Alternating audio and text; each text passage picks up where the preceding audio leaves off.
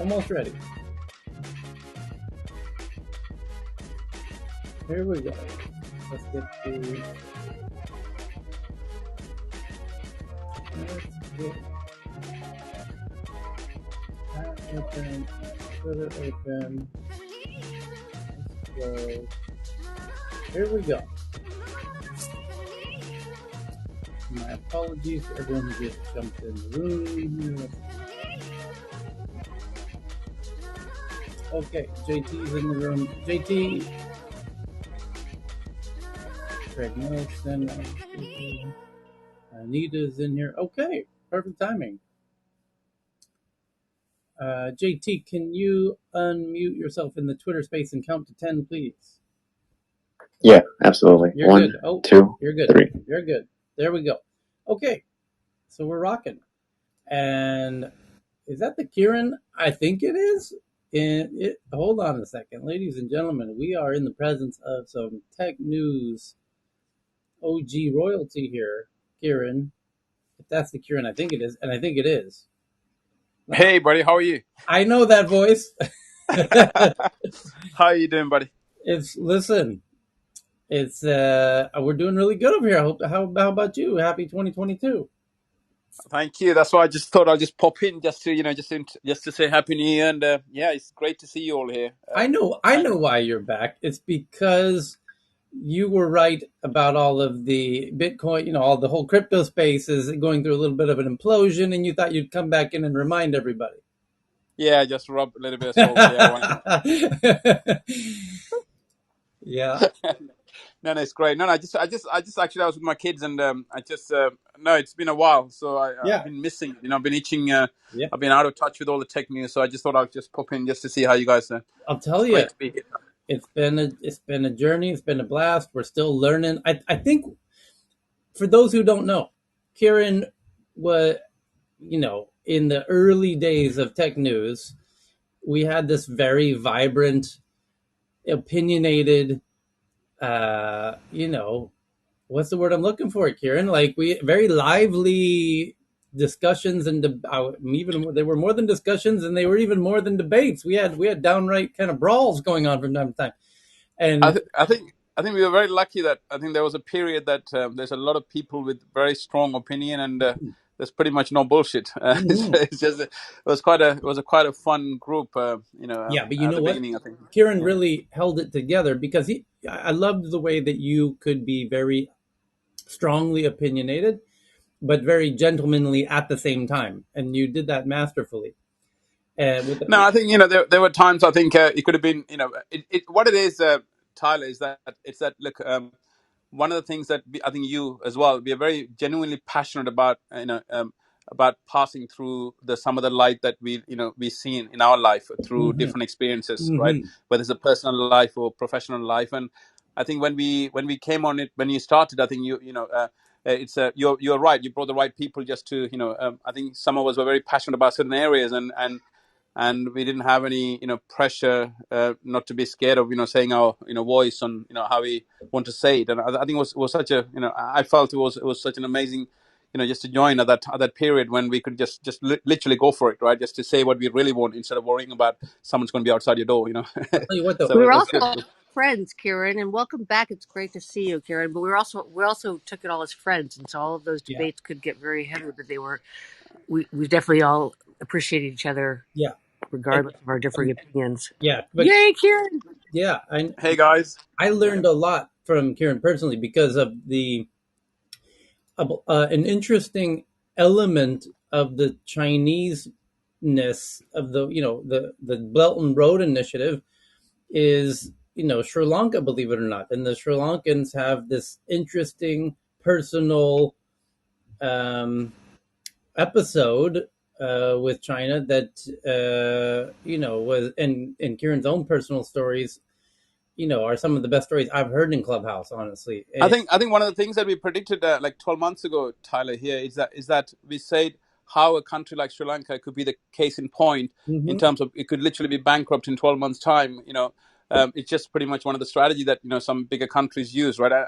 And if you look at the headlines now, is that Sri Lanka is just about to bankrupt. In terms of the kind of debt that is over reliance on China, and the way it was, it was going on about things. And I think it's just, something that we are discussing around some other countries, and how China through the the Belt Initiative. So it's quite amazing, even though it's been 12 months, it's how quickly these things are really unraveling. It's really happening at the speed and the pace in which we're seeing all the change that we've been discussing about 12 months ago. It's just really fascinating, and that's why I just want to pop in just to just to hear your voice again, Tyler. Likewise, brother.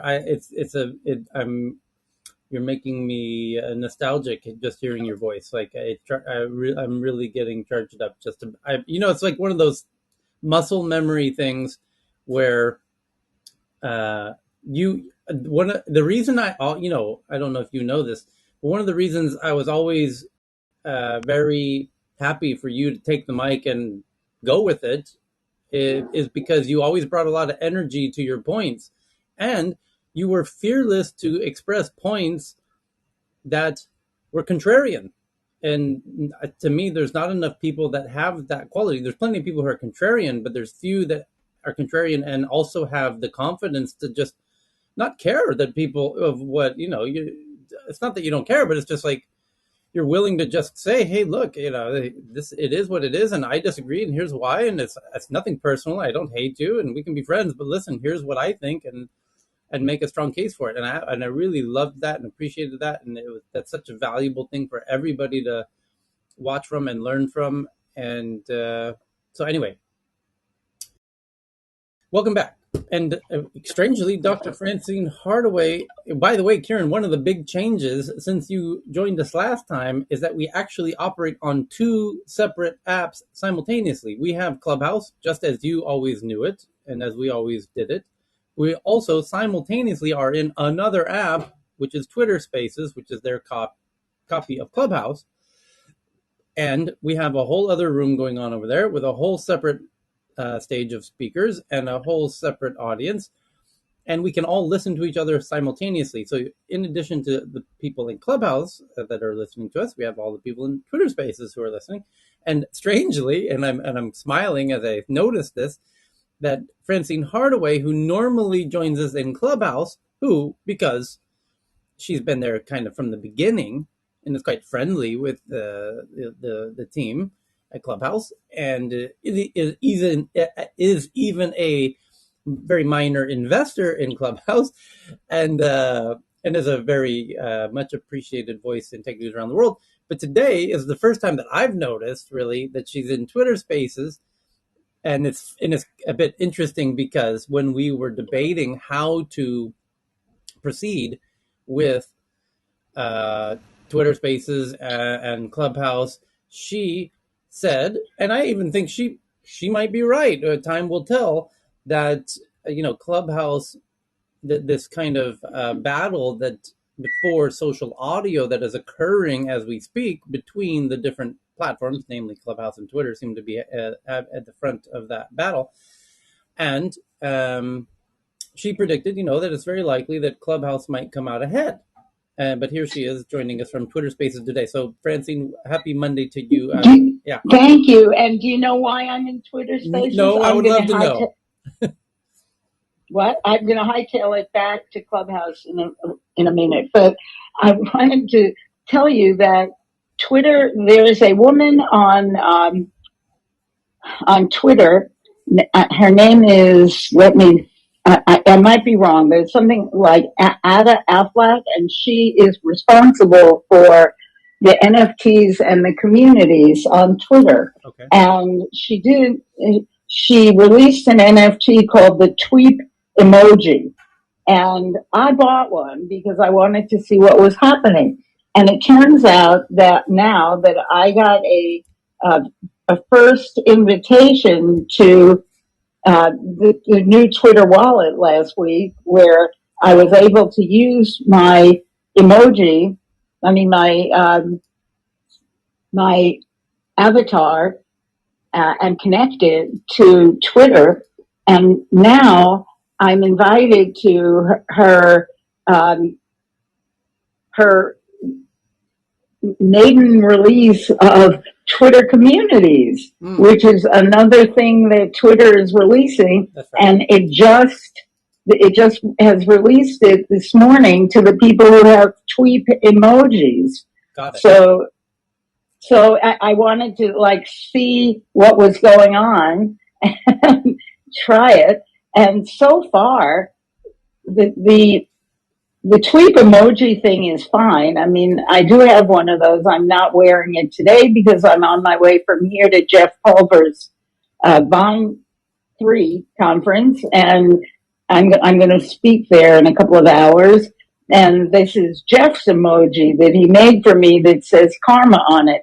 But basically, if you want to try out Twitter's new community function, go search for tweet emoji, buy one. They're really cheap. And then you'll get an invitation to the tweet emoji community. And I believe that Twitter should have had communities a long time ago. And they're like clubhouse clubs. Right. But anyway, so I came over to try it all out. Yeah. Or they're also like Facebook groups in a way, yeah? Yeah, but I feel like a fish out of water here because it's not as easy to have a discussion. And I'm very aware that as I take up a space as speaker, somebody who has a lot more to contribute is pushed back into the audience.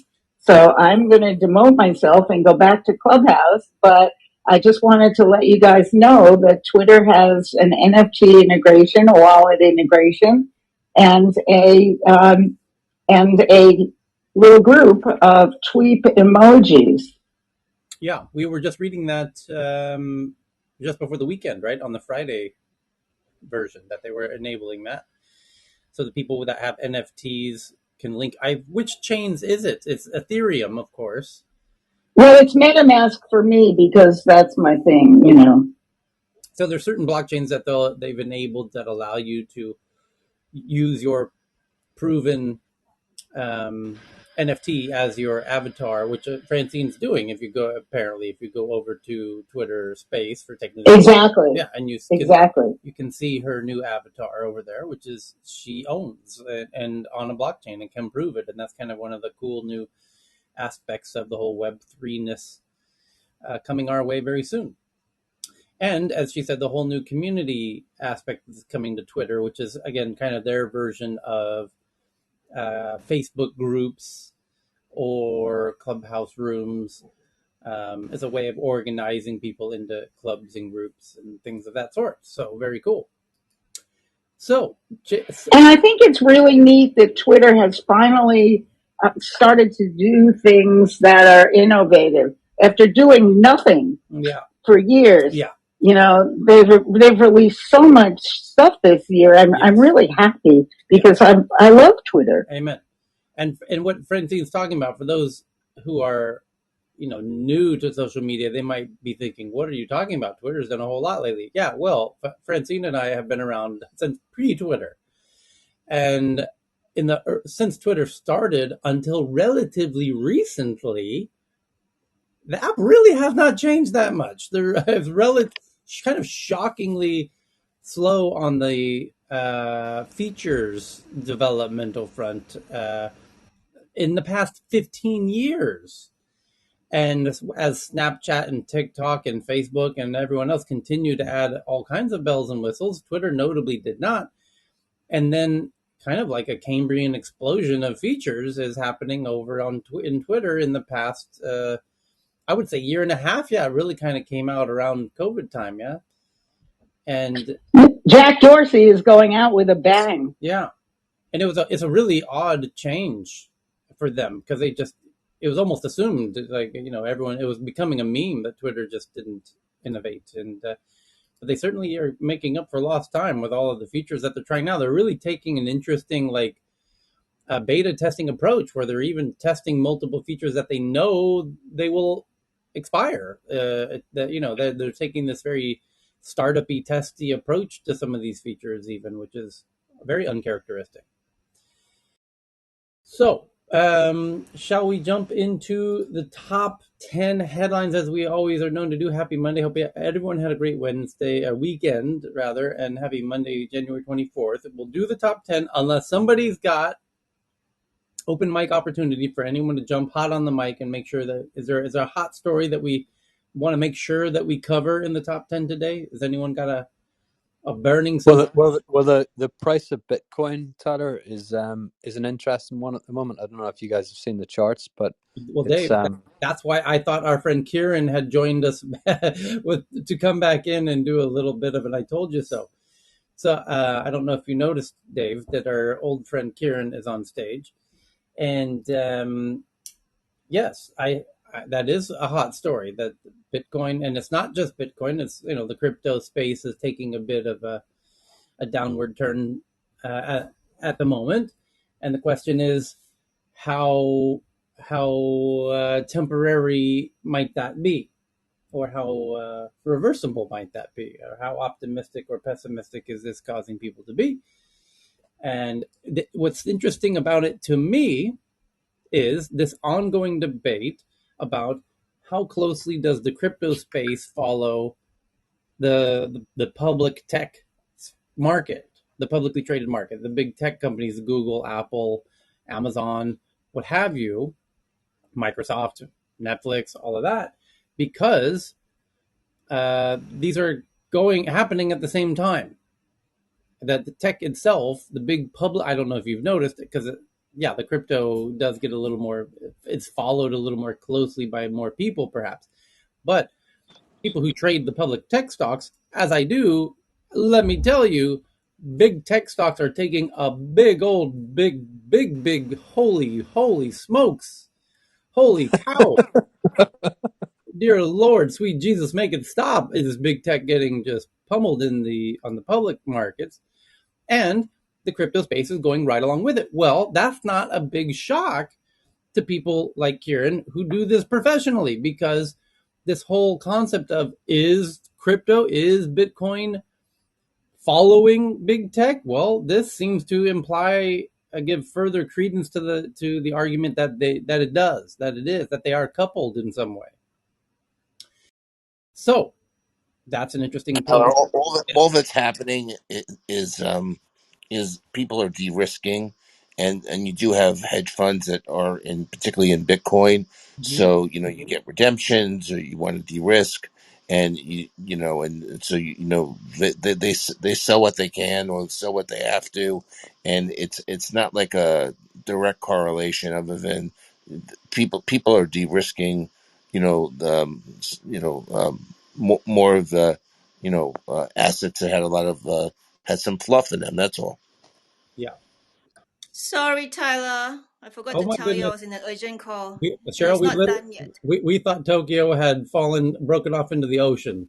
I'm sorry. I am still in the call. I'll join later, okay? We could not imagine what could possibly be keeping you. Gorilla. I'm so sorry. It was a bit quiet, wasn't it? No, I'm in the call with Wilson Sonsini. Amazing. Overrun. Okay, I'll be back. Okay. So, with that, Tyler. Yes, May. Ken brought up Ken's like an expert in this stuff as well. But one of the things that I can dovetail with Dr. Francine would be I would be watching the NFT space, because I could clearly already start seeing with some of the movement that people are also trying to leverage their risk per se by getting more involved in the NFT projects and metaverse projects. Yeah. So you're seeing movement. Just if you don't follow NFTs and metaverse or gaming, you won't see it. There's like a serious echo. There's a serious echo. Not sure where it's coming from. It looks like hot mic. Someone's got a hot mic. Yeah. And I just Tyler, that was a request yesterday from the Clubhouse town hall, was to have a mute all button.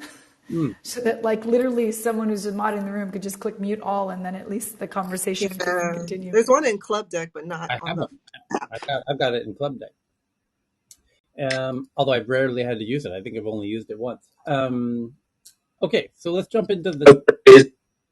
Yes. I was going to raise one interesting fact, and it plays into the theme of big tech embracing crypto, and how does crypto have sort of a trickle down into the market? So the most recent December report for real estate, they were anticipating 1 to 2% of those down payments for all cash payments for homes in Southern California was predicted to be 1 to 2%.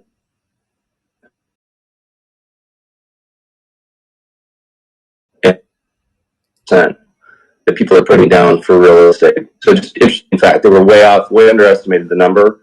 And from a 1 to 2% forecast, it's 20% for down payments or all cash payments being made for real estate in Southern California. Wow. So, did you get that? I got it. Yeah, your connection seems to be breaking up, so it was a bit hard to follow, but I get it. So okay. Are we ready for the? I'll check my connection. Okay, are we ready for the top 10? I Bring think so. Did it you see the on. message I sent you about the New York Times and Sarah Palin? I know how passionate you are about the media. Oh my Sure. God. It says, Yeah. I got it right here, Elle. It's from CNN, and this is from Elle in my sliding into my DMs, and it says why the Sarah Palin versus New York Times trial will be a excruciating experience for the paper, meaning the New York Times. It says the next 2 weeks will not be very enjoyable for the New York Times. Monday marks the start of a jury selection for a trial over Sarah Palin's defamation lawsuit against the New York Times. Palin sued the paper in 2017 over an editorial that incorrectly linked the 2011 shooting of Gabby Giffords to a map circulated by Palin's Political Action Committee that showed certain electoral districts under crosshairs. The New York Times corrected the error and apologized for it, and a judge initially dismissed the case, but a federal appeals court reviewed it, and as a result, a trial will now take place. The case is, at its heart, about the limits of First Amendment protections and the standard set in the landmark New York Times versus Sullivan case, specifically the standard that a public figure must prove an outlet operated with actual malice when it published defamatory information. Palin has argued the Times did, and the Times has said it made an honest error. Quote, at issue is the elasticity of the protections that allow news organizations to present tough coverage of public figures, according to the Washington Post's Eric Wemple. Quote, or to put things a bit more sharply, the case will help demarcate the line between really bad journalism and libelous journalism. Palin's lawyers aren't commenting ahead of the trial, but the New York Times is. A spokesperson for the New York Times told CNN on Friday that it hopes to, quote, reaffirm a foundational principle of American law. Public figures should not be permitted to use libel suits to punish unintentional errors by news organizations. We published an editorial about an important topic that contained an inaccuracy. We set the record straight with a correction. We are deeply committed to fairness and accuracy in our journalism, and when we fall short, we correct our errors publicly, as we did in this case. Can I say something about this Go from a ahead. writer perspective as well? Yeah, so I see this as like, because I love everything that's like kind of happening now, and unlike 10 years ago, even 20 years ago, when people were moving to the internet and writing blogs and all of these other things, there wasn't this concerted effort to be online and create a presence, right? So the journalists lacked in that way, and then there was this big mix of what can get you hits versus what was actually journalism. Everybody remembers that. And then BuzzFeed came along and, you know, changed the whole game once again. And the social media game took over. And now I feel like we're coming back to the equilibrium of what high journalism is versus what yellow journalism is. And there's going to be a big separation between the two. And basically, there's a new garden, and people already know what it is to be online. We're not necessarily looking at followers anymore, and it's just going to be more of, oh, who do I actually want to read? Who do I want to listen to? Where do I want to be to get my news? Much like what's happening here, what happens with all of the other people, whether it's right wing or left wing people. It's basically, I want my news from a verified source, and you know, the big media houses want to be that once again. Yeah. Well, I just wanted to say thanks to Elle for sharing that article. It's going to be fun to watch from the. I mean, by reading it, I think it'll be difficult for Palin to prove that they operated with malice unless they get somebody inside the company to admit it, which I don't see that happening. Um, yeah, so that's just a minor prediction. I'd happily take any wagers on that. That's a tough one to try and prove, but nonetheless, it does paint a black eye on the New York Times to some degree. So, thank you for that, El. I Should think we? can we pick up on that point how Demolare kind of set the context though, because if you look back and again you know what I sometimes do, 30 years ago Tipper Gore helped cultivate uh, video game ratings for video games, and the idea was they're too violent.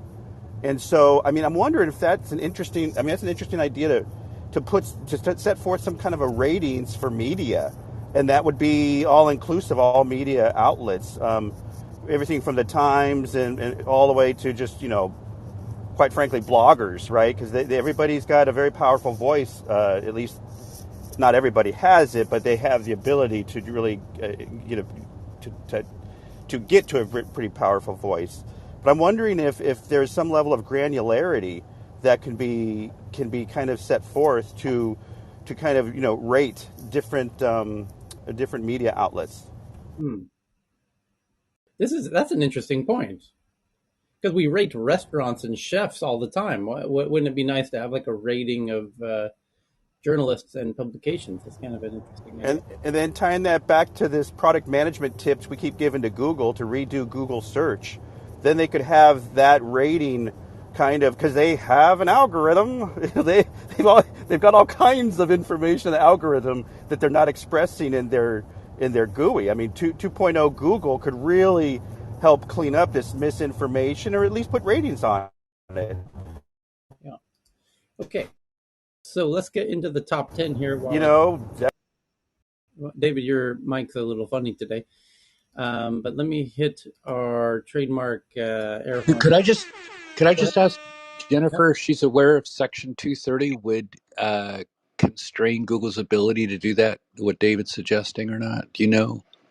Sorry, I didn't even hear David, what was your question? Was it that why do we rate things on Google? why don't we find a way to rate misinformation, just rating generally, but misinformation and all these types of things in social media? So the idea would be, so through some kind of rating system and color coding and whatever, Google could revise their interface to help build some kind of a.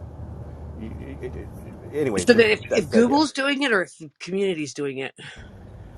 Well, Google, because when you do a Google search, they're kind of like directing everybody based on their algorithm. So there's a whole bunch of information in their algorithm. Right. So there's a couple of arguments going on around that right now. So part of that would be they can reasonably moderate, but they can't go too far moderating. As John brought up, it's the Section 230, which is the you know uh, doesn't hold the platform provider responsible for what others post on the platform. But again, they have to not over moderate or over uh, control things there. And 230 right now is applying to the algorithms as well, which is a big stretch. So in addition to the content, as you notice, it's not just the straight content, it's the algorithms pointing everyone and all of the users to content, right, at Google's discretion, right? So there's an argument that's going on now as to whether 230 should apply to algorithms. And if they say they're still protected with these crazy algorithms, if they say they're not protected under it, it would require a lot more transparency into those algorithms, which is going to create another, which it should. Algorithms absolutely direct people. This isn't just like your friends stuff is at the top of your feed. It's absolutely guiding you somewhere, and that's part of the whole platform. If it was community driven, they could do that without interfering with Section 230 immunity. So it's at a high level. I mean, it's an interesting discussion. Yeah, I think that Google rating it or community rating it would be a good idea, or is something they could do without. But the whole algorithm discussion brings it to a more meaningful discussion because you have, I mean, just don't even start on this, but yeah, even to tie that back to free speech, which does not apply to Google because it's not government, but free speech, you have the right to say something, but not to amplification around the world, which is what these algorithms do. So yeah, this stuff just needs to be overhauled. Okay, so here we go with the top headline of today, Monday, January 24th. It's from Mark Gurman. It's from Bloomberg. He's the geek at Bloomberg. Tyler, Yes, Cheryl. I'm back. Did you see me in Twitter space? Okay, I do. So I'm inviting you to co-host over there. Thank you. So the Mark Gurman over at Bloomberg, you'll recall Mark was the guy who was a little surprised that there were some fine print on Apple's discount for turning in, rebates on your new iPhone 13 if you were trading in your iPhone 12. And he, as a tech journalist for Bloomberg, was a little surprised that there was actually some fine print that he needed to read a little more closely. Anyway, that was a funny one a few months ago. That's the same Mark Gurman. So now that Mark Gurman is the top story of today. He says he has sources that Apple is readying the widest array of new hardware products in its company's history coming this fall. LinkedIn, which is where you see who's working where, according to LinkedIn data, Apple's car executive Joe Bass has left for Facebook. Now, I remember Joe Bass leaving Ford for Apple, 6 months ago? Does anyone else remember that? Can we Google that? Joe Bass, Ford, Apple. I remember reading this headline. Joe, where was it? Apple loses another car executive to Facebook. Okay, that's happening 5 hours ago. But I'm almost certain that was a very short stint over there at Apple for him. The Mark Gurman also took to Twitter on his personal Twitter account to reveal the following. He says on his Twitter account that nearly the entire Apple car management team in place 1 year ago is now gone. Which, that if you can you hear that sound? That's the sound of Tesla laughing its ass off, as Tesla was in a bit of a heated, recruitment battle for talent between Apple's car and the Tesla car, and Apple had managed to steal away some Tesla folks, and now it looks like Apple's car team members are having a hard time keeping that party rolling. Isn't that like highly interesting considering Amazon went through the same thing, like I think 4 months ago, 6 months ago, something like that? With Rivian, yeah. And You're right, all Tyler. everywhere it's like what Tesla is doing is probably the hardest thing. And I remember especially just listening to Elon talk about the intricacies of what he's actually doing and actually trying to create even new languages. It's not something, and if your company is mission driven towards that, you're just kind of being part of the competition. And if you're just part of the competition, then you're probably going to fail out because of that. And when Tesla's mission driven, it changes the intensity of the people that are working there. So it's probably going to be what I see preferably will be a partnership between Apple and another American manufacturer to create and to compete basically, because you need both sides, and Tesla has this full vertical. And that's the sound of all the Tesla Universe people laughing collectively, not like in a bad way, but just to show how difficult it is to achieve these tasks and how Tesla has been successfully doing impossible things. So, looking at this article, where is it? Apple nears first product launch of 2022 with 5G iPhone SE and a new iPad. What else? There must be a lot for a headline like that. Did I just fall victim to some clickbait? Apple is nearing its first launch event of the year. The company takes another hit to its App Store business model, and because we've been reading those headlines for the last few months. Pardon me. yeah, they have taken a hit to the App Bless you. Store. Thank you. The App Store business model is a little under fire at the Bless you. Thank you. The autonomous car team loses another top manager. Wow. Wow. Apple, Bless you. Bless thank you. you. Bless you, Thank you. Tyler. Thank you very much. Otaijini. Uh, okay, thank you very Some much. Zyrtec, perhaps. Yeah, it's spring is coming, folks. The other, it says Apple's. Jesus, the sneezes just won't stop over here. Hold on. Oh, wow. It says Apple's. I can't stop sneezing. My nose is going crazy. Is that a symptom of Omicron? Cheryl, Oh, no. Sounds like allergies. definitely, these are definitely allergy sniffles going on over here. Apple's software roadmap needs to be laid out before its hardware is ready to launch. He's talking about new iPhones. This year won't be any different. The company's gearing up for its first major event for what could be a feast of new products in 2022. And it's a shoe-in that you'll see a new iPhone SE with 5G. And this spring will mark a year since the last iPad Pro upgrade. Anyway, so he's just predicting. Tyler, it's really about the AR VR device that really speaks to the new and innovative devices that are going to come out in quite a while.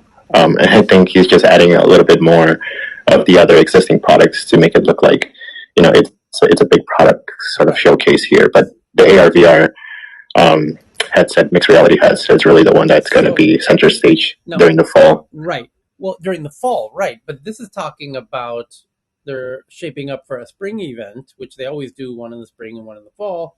Almost certainly they're going to try and make this happen for the fall with the AR, VR, whatever headset.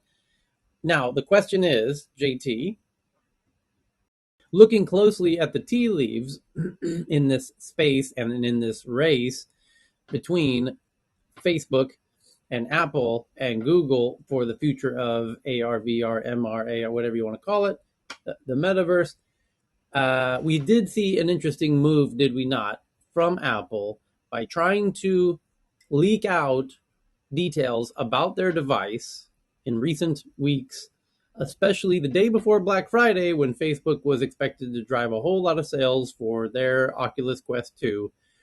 And what an interesting coincidence that leak happened in the day before Black Friday.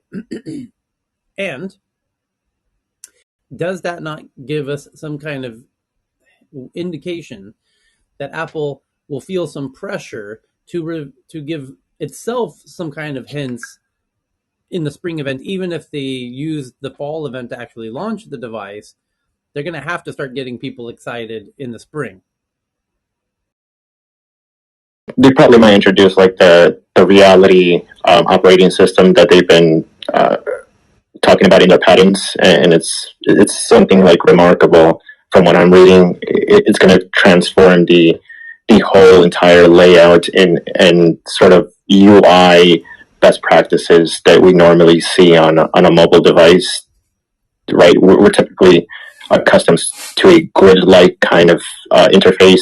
They're looking to explore something very innovative and crazy that is just going to be out of this world to a point that it's going to transform sort of the UI approach to doing, your typical AR and VR kind of navigation. Right. So that introduction of the software aspect for developers might be introduced in the spring, because typically they do that. They do software introductions in the spring, and then hardware sort of following up with the full release of that. Right, in the fall. Exactly right. I think you're exactly right.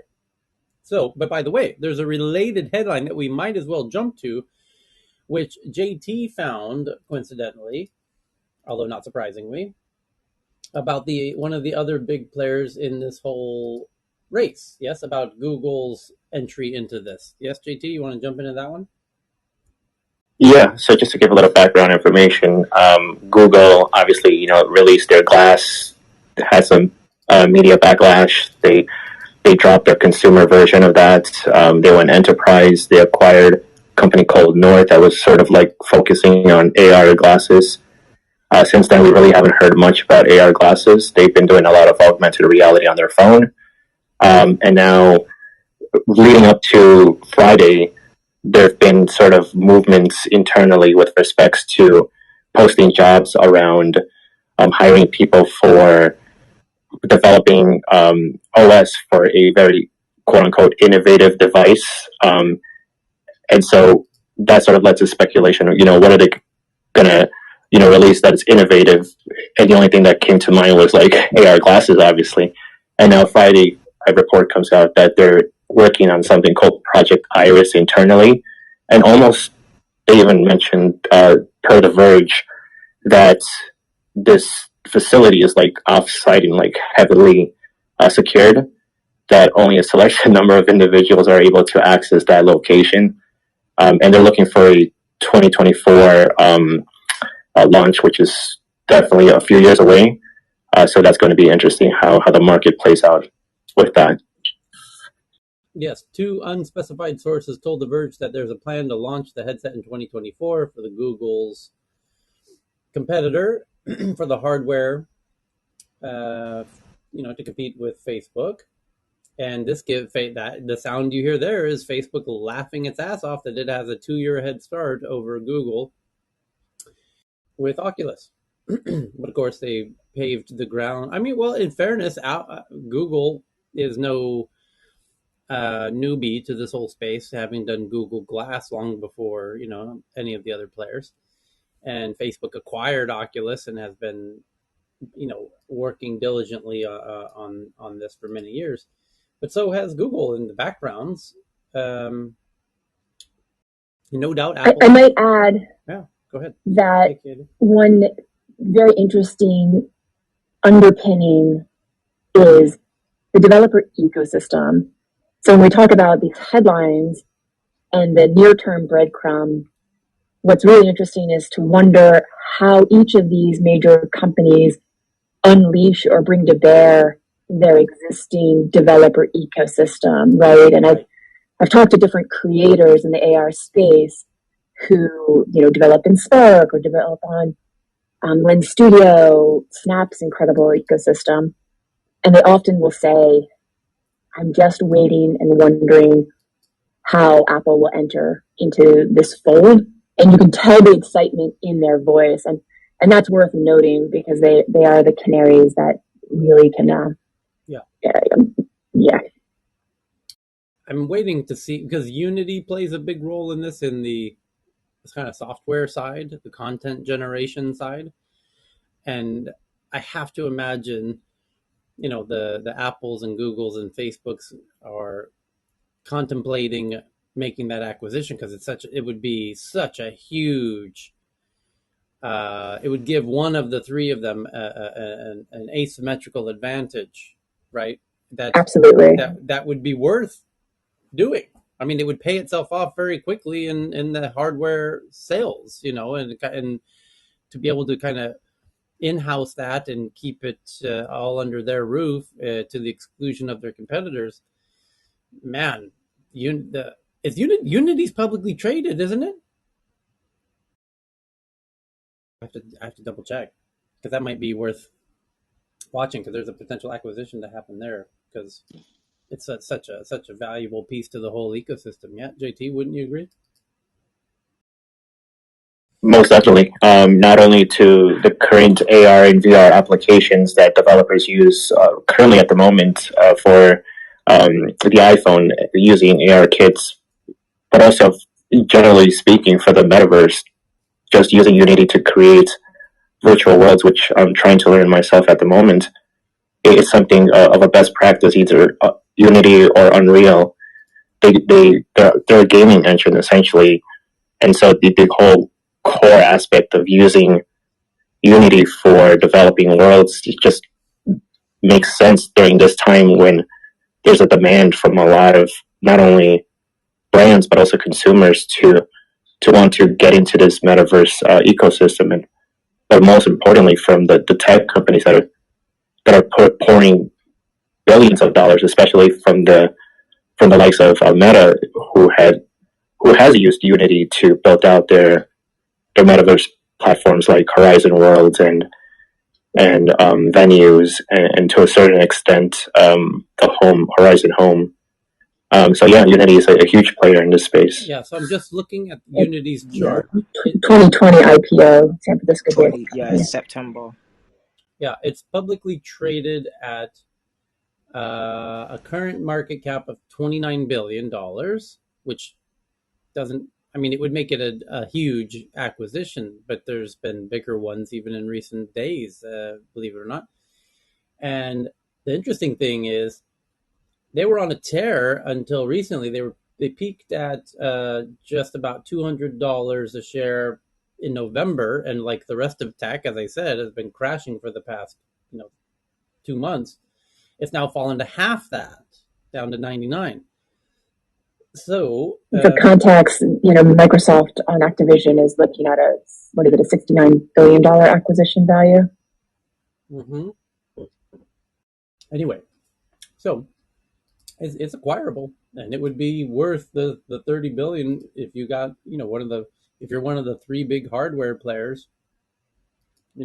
So anyway, to be continued. The next biggest story today is that an OpenSea bug is being exploited to purchase NFTs at below market rates before flipping them, netting $1 million across at least 8 NFTs in 12 hours. Well, I am old enough to remember back in the day, like 6 weeks ago, I don't know, more, maybe it was 3 months ago, when one of the OpenSea team members was doing essentially this and got caught doing it. You guys remember that headline? I do, and they got rid of him. Yeah. Anyway, so Tyler, yes. but I think this time was not inside trading. It was basically like they're putting the price for pieces that was already being traded, but putting the wrong prices on things, and that was exploited that they were using it. Mm-hmm. So people were trading back of old values or things that was not supposed to be able to trade. I heard it was a bot, but I could be. There are many bots on OpenSea now. Right. So it says, since this morning, NFTs with a market value of just over 1 million have been purchased through this bug that's being exploited to purchase NFTs from users of OpenSea at well below market value. This website called Elliptic has identified at least 3 attackers who have exploited this bug and purchased at least 8 NFTs for much less than their market value within the past 12 hours.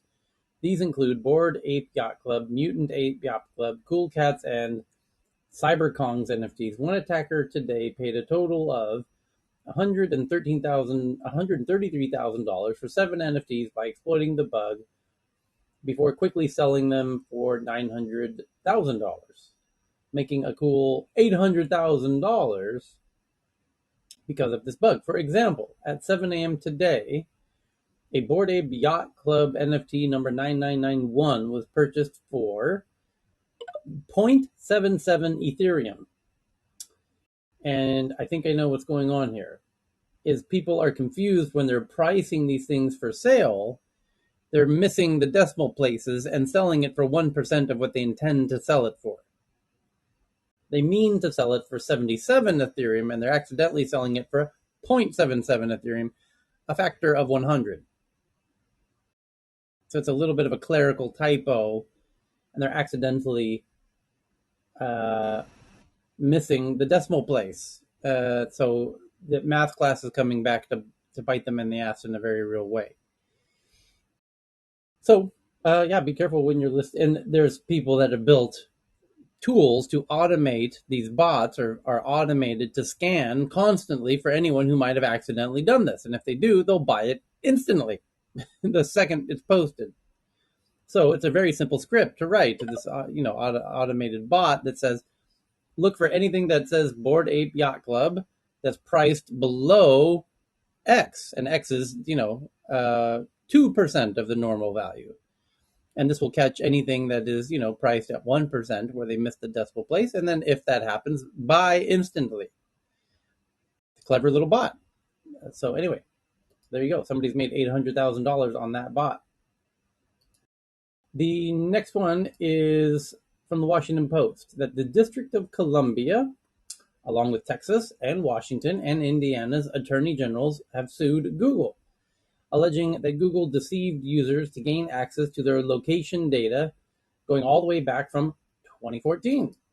The complaints allege that Google has deployed dark patterns, which is as stupid as that sounds. That's actually a technical term, which means they're intentionally confusing you with the buttons, where the button says, "Would you like to not be up informed when you're not being tracked?" And people they include double negatives intentionally to try and confuse you. Yeah, Tyler, want me to jump on this really quickly? I did a room on dark patterns about a month ago. Becoming a big the regulators and the privacy regulators are looking at this, and the California's new privacy commissioner actually did a webinar on it. And it's just a practice, as you exactly explained, that guides people in a certain direction that the platform or the advertiser wants them to go, making one button bigger, inverting a normal chart that normally you would have the whatever buttons at the bottom, and they Oracle inverted an entire chart, so you're going there, or like a financial one that says do you want more information, and the other button says no, no, I'm stupid and I can control my finances, or something like that, as you say. So dark patterns just is something that guides people, whether blatantly or a little bit more subliminally, in a certain direction. And if they're saying it's dark patterns in their privacy policies, it is. We went over privacy policies last week or the week before in our rooms, and how they're all, as you said, worded with double negatives and extremely broad terms or very nicey sounding terms, like we'll only use your stuff on our services, and services means anything they have, anything Google has anywhere in the world, not just the one site that you're on. So again, that's what dark patterns are. Would it be fair to describe that as conspicuously unethical in that it's deliberately misleading users? I think that's what they're starting to. I'm seeing a lot more of this regulating of dark patterns, John. So I don't know what authorities they're using to do it, but it would probably come under the FTC and the baby FTC's unfair and deceptive practices. But that's basically what they're asserting, is that it's unfair and deceptive, which can also be unethical. Yeah, that's I'm seeing those patterns emerge everywhere, and they're getting very clever at getting you to click on something that is absolutely not what you intended. Oh, 100%. Or make you feel like, again, whether you intended it or you're not part of the crowd if you're doing it, if you don't do it, etc. And again, I was surprised to see. To me, this is something, having been in um, legal reviewing marketing practices for over 20 years, and what you're allowed to do and not allowed to do, or we know where the gray areas are. I'm surprised to see the huge uptick in references to quote dark patterns and starting to go after them. So it's interesting. I think it's a good point to say. Isn't the free market just beautiful? Isn't it wonderful, this fantasy idea that people that lead companies are all just really well-intentioned individuals? Sorry. it is a bit concerning that these massive companies are willing to intentionally deceive people. It doesn't set the good taste in one's mouth in trusting them henceforward. And to that point, Our trust factors for Facebook are like sub 20%. I yeah, mean, yeah. yeah. Well, they've got that. I mean, but are we like surprised, Tyler? I mean, this has been going on for decades. I mean, since like commercials and TV and radios, just telling users or people of stuff just enough to get them looped in, but not the real details about what's going into something.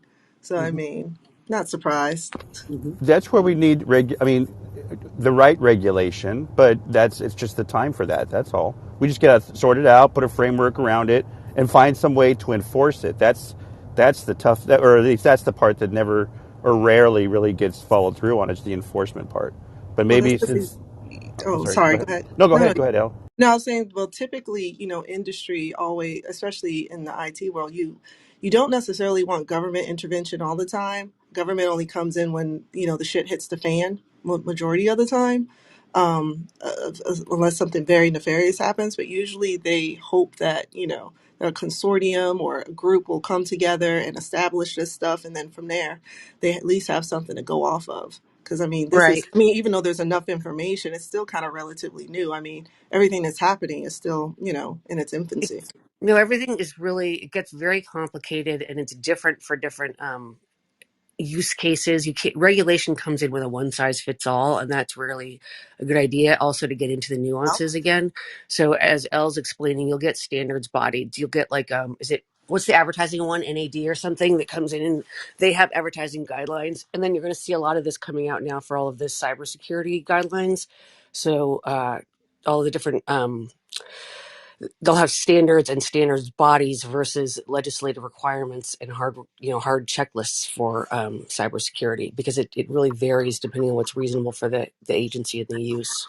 Yeah, most Yeah, agencies they use the Department of Homeland Security, and they utilize CISA and various other frameworks to assist them in that.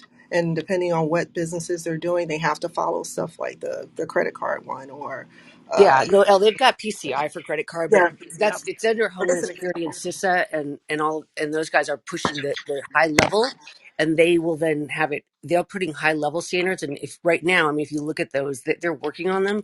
But if you look at them, Elle, they're all caveated by reasonable.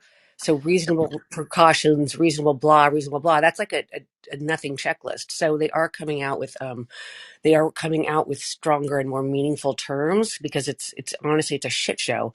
So some of those are like the software bill of materials that's going to be required for all federal contractors, and that will bleed down through pretty much everybody. That's what happens when something comes from federal government, because every vendor of every subcontractor to that does federal contracting will require it. Similarly, insurance companies are requiring certain measures, and so that will end up bleeding through the industry, because you won't get insurance if you don't have requirements that they mandate. So those are the leaders, as you say, and it is coming from these agencies, and they are getting much better. They are giving more concrete guidance and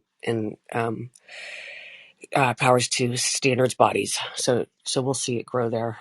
And would you it, agree? Would you agree that the historical precedent of allowing consortia to make the first move whenever possible is being challenged by the rate of tech change, and in particular, um, the opportunity for the metaverse to amplify the impact of these dark patterns in ways that run amok very quickly, suggesting that a more interventional approach by the regulators vis-a-vis the metaverse might well be warranted.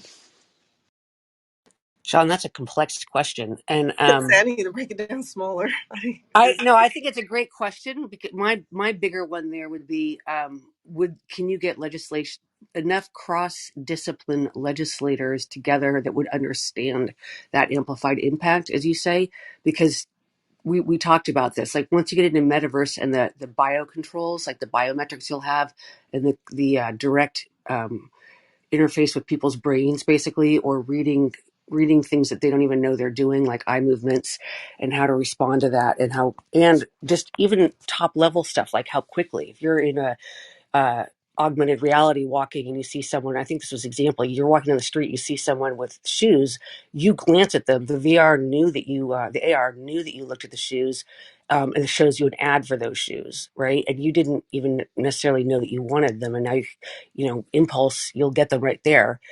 uh, we've talked about that in this room, that impulse purchases are a huge uh, path. So yeah, so getting people together who understand the actual abilities and capabilities of technology, especially if you're getting towards metaverse and AR VR, along with the biometric and the behavioral and all of that, is, I think, super challenging, but probably warranted. And again, the amplification here and the use of algorithms is the stuff that we really, as legislation, have not caught up with. Again, algorithms are protected by Section 230, which was never designed for that. So, and just so everybody knows, I mean, this is all with regards to the software and the services on the devices, but the devices themselves have all kinds of standards that we've developed to protect the environment, There's all, to put for EMI radiation, all kinds of things. So it's quite frankly, it's about time that we start to structure and get a little bit more serious about that as we start to not just venture forth into what the metaverse will unfold, but right now, just with regards to the social, we're already living, depending on how you frame the metaverse, this is a metaverse. Clubhouse or Facebook, Instagram, these are all, social algorithm powered experiences that have dramatic effects, and the amount of data they have is really arms what they're able to do. Yeah, let me like David, like a pedestrian example. You there's requirements for what you can put into pajamas that babies can wear. They have to all be flame retardant, right? That is regulated. However, all this data, dark practices, as you said, how we manipulate people, all of this that's not regulated. I mean, it's slightly absurd.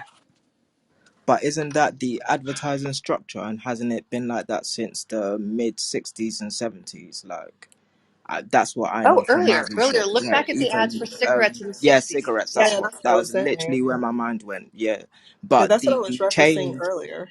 Just to say quickly, the introduction of this new psychology and behavioral psychology and the intermingling of that within advertising as well as tech, they have been at the forefront in changing how people see things, right? So just in using the grid method and understanding that that came from Mondrian, right? The art, the person that makes paintings, and Rothko's and minimalist art. So all of that put together, advertisers know what they are doing since, and this has been in the system since, since way before a lot of us was born, right? So it's, and that was that was the first time I was able to say that. But yeah, in general, advertisers have been part of this for too long to even create some sort of changes in that.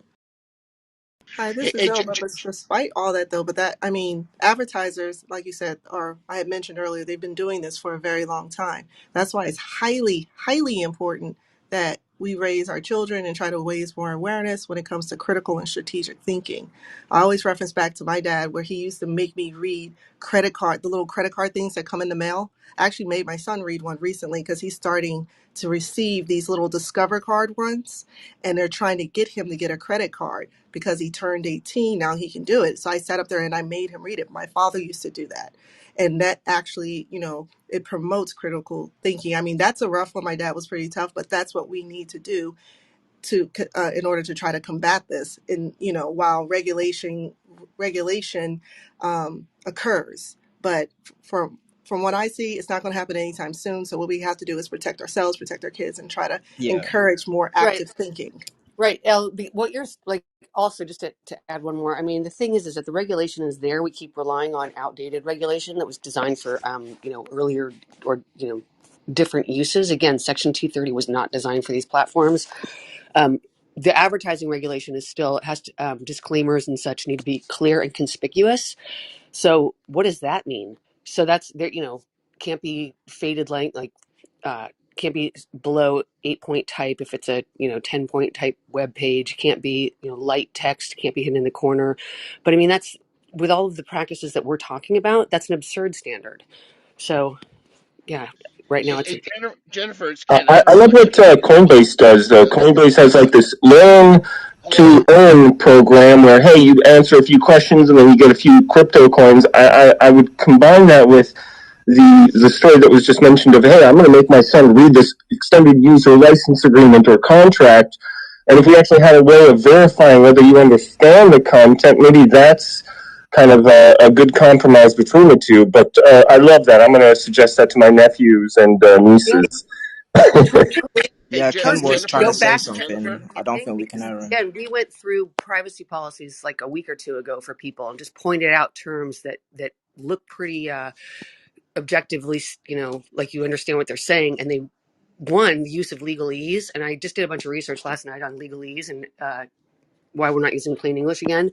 So just as a humorist, we're probably going to do a room on that in 2 weeks. But the stuff that's in there, that's probably what they're going to use with Google. The suit that Tyler mentioned against Google is the dark patterns are going to be the patterns and practices are going to be the use of unclear, like apparently clear, but actually not really understanding the meaning in their privacy policies, right? Just broad terms that look nicey nice, but actually give exponential rights to their data, et cetera. And overly lengthy privacy policies. That's another, dark pattern practice, because who can read these? So to see if your kids understand what they're reading, and whether you guys even understand, because there's certain terms that I know that legally mean one thing that isn't necessarily what you think it means. Like our services, if they say our service and it's not plural, it's just that service that you're on. If they pluralize it, it's anything that company offers.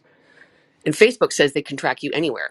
Oh, we're just going to, do this whether you're on our service or not. And that's a very innocuous statement, but that means they're tracking you anywhere, on or off platform, in the real world, etc. So, Jay, just some examples. was Jay trying to jump in? Somebody was trying to jump in before Eric did. It was Ken. It was Ken. It was Ken. Yeah, so I was going to ask Jennifer a question. Can you hear me now? Yes.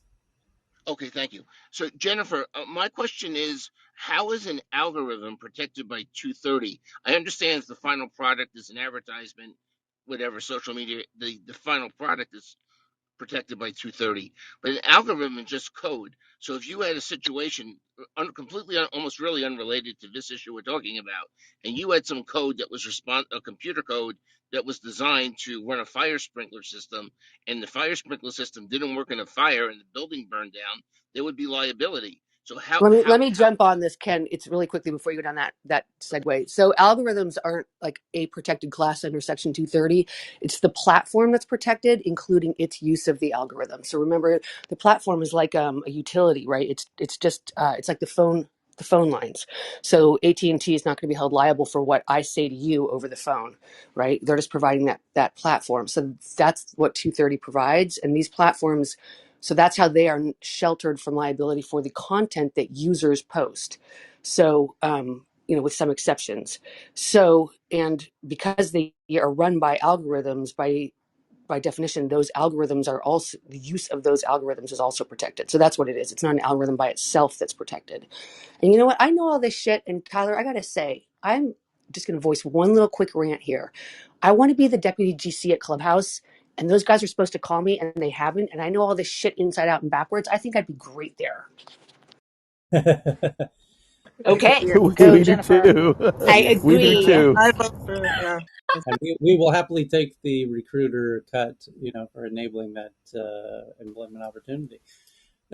Go Jennifer. May I add something really Could quick? it be So that the whole they're? Can I? advertising model that's about to change forever, because when we're getting into the whole spatial and 3D aspect of data collection, we have to sort of now see this from a different angle, not the 2D realm where we were focusing on clicks and everything. I think I talked about this on Friday, but we have to see this from an action and intent perspective as well, right?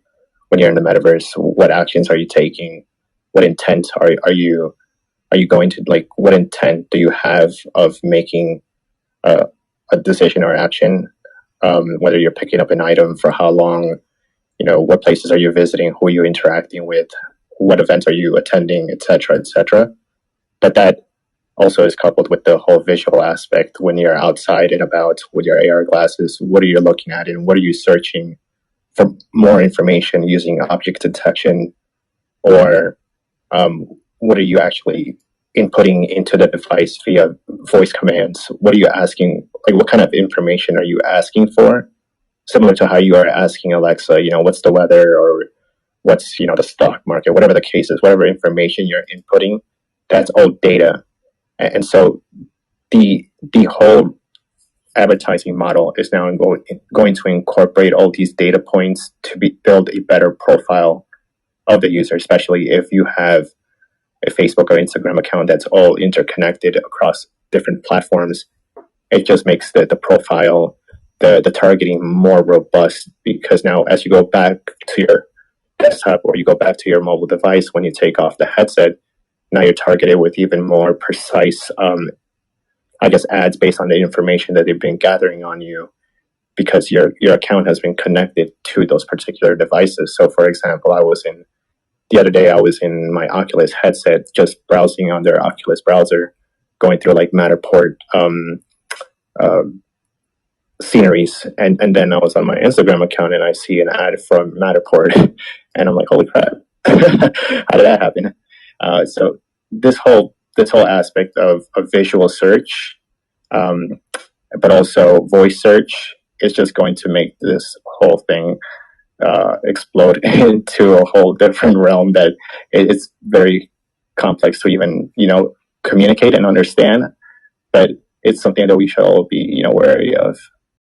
No, this is, let me just jump in and give some examples there. So also to say Facebook's policy says you can track on and off their site. So everybody that uses don't use your Facebook credentials and everything else to create your accounts on other sites. Because again, Facebook is tracking you not only on their own site, but on all of those sites, anywhere on the web and in real life. They call that out in their privacy policy. So another example there would be, I don't know what Facebook is connecting to in real life, but they're probably just teeing that up now for their metaverse stuff. But think about it when you go into those Amazon stores where there's no cashier, that they are through all of those, who said it's like an entire gazillion sensors on the ceiling watching you and everything you do, how long you're in an aisle, what you touch, what you pick up, what you put back, as the prior speaker just said, that Amazon has all of that on you. And of course they correlate that with their online Amazon sites, right? So just think about it. We've already gone from on platform to real life. So that's just an example for you. And as described with all of the metaverse stuff, they're going to have these glasses on your head and know how long you look at something online or in the real world, and all the nuances, not just how long you look at it, but all of your nuances around it, including the subconscious ones. This is what John was getting to earlier, the subconscious ones that you aren't even consciously doing, just flickers in your eyes, etc. So it's a lot of information. Can I do another throwback? David, Sorry. I think Katie was trying to jump in. Cheers. Thanks, Tyler. I wanted to dovetail on JT's point on highlighting the implications for advertising.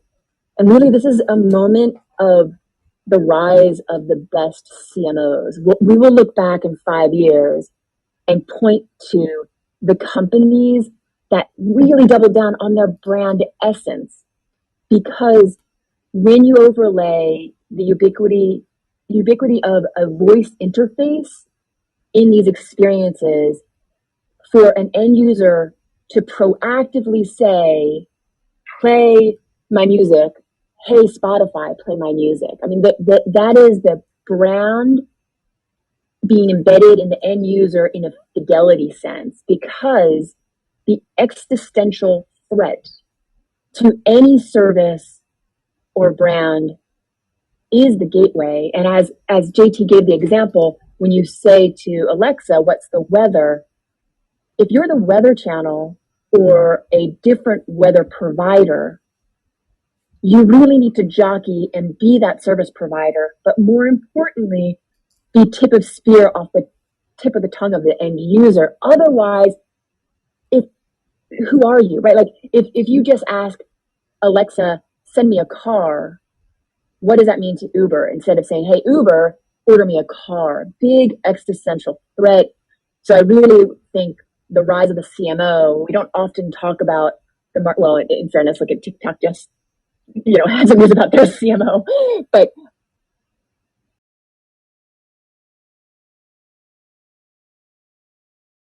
You got cut out, Katie, or your mic muted. Okay, well, hopefully she's okay. Can I Go ahead, Dave. until she comes back? Yeah, I mean, Katie, just please chime up when you're back.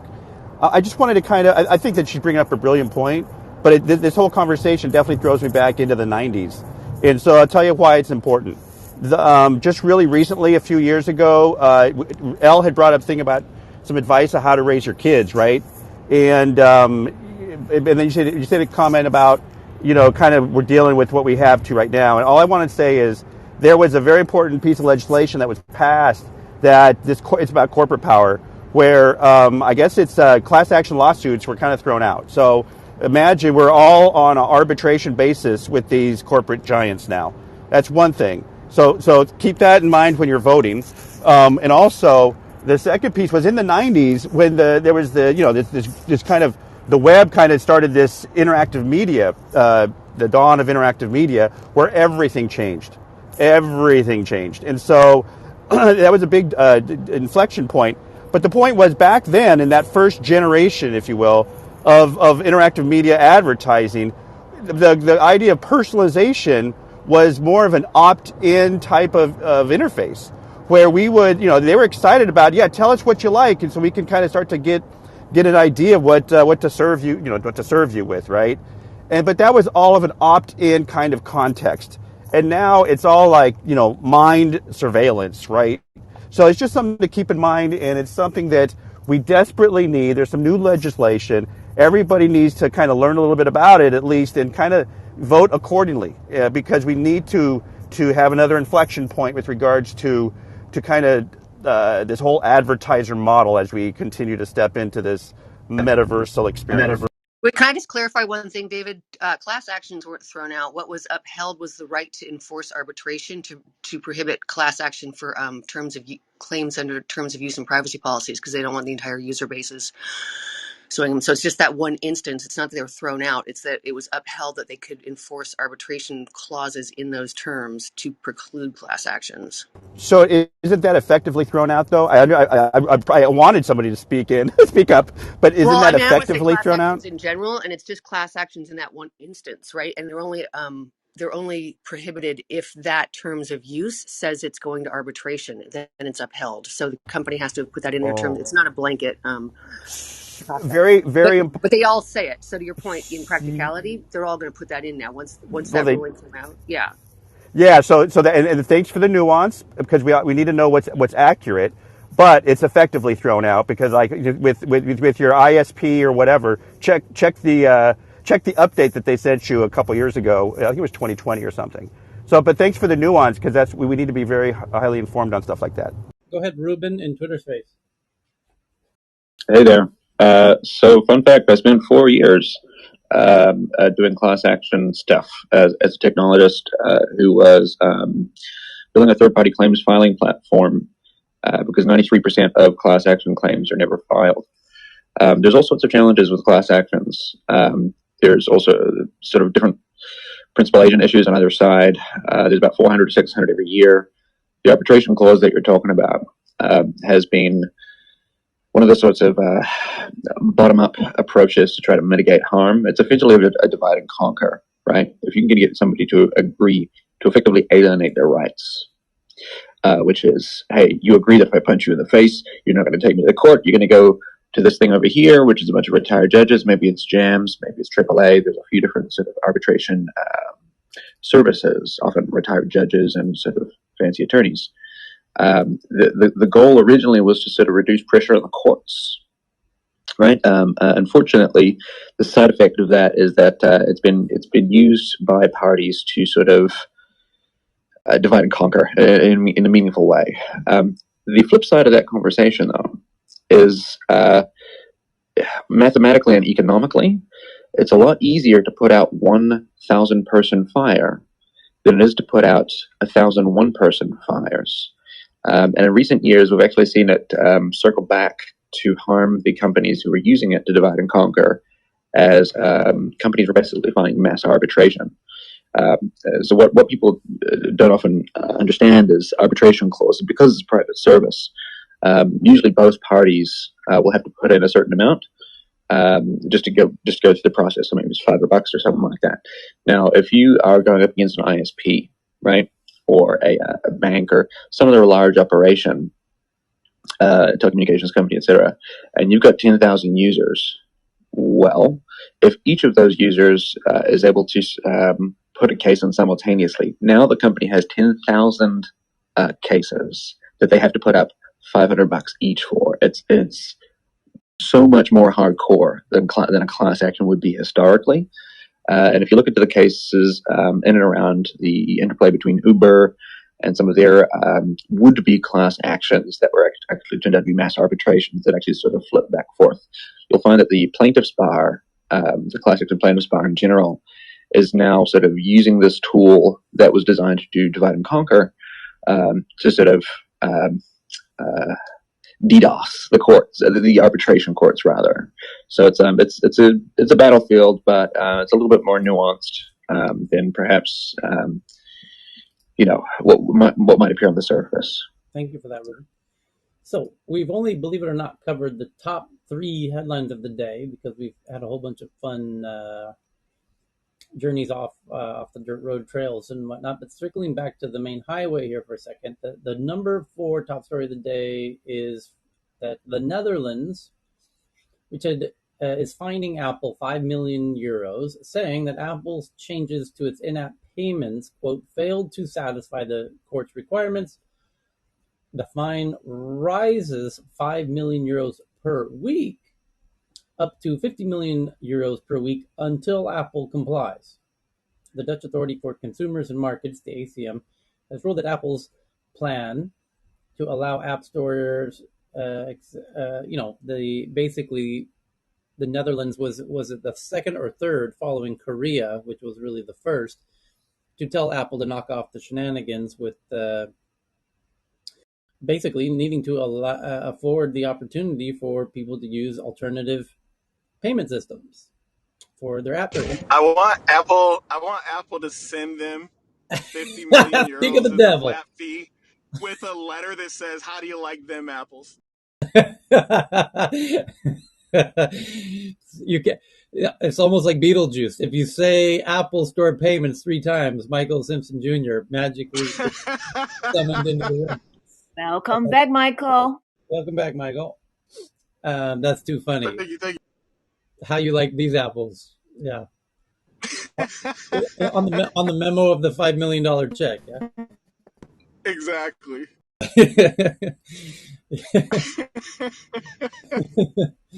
Yeah, that'll work. Okay, so the next one is the EU Parliament passed something called the Digital Services Act, including provisions banning targeted ads based on highly sensitive personal data. That's a BFD. That's what we call a big fucking deal, which means that basically one of the core tenets of the business models of the big ad networks, think Google and Facebook, has now been ruled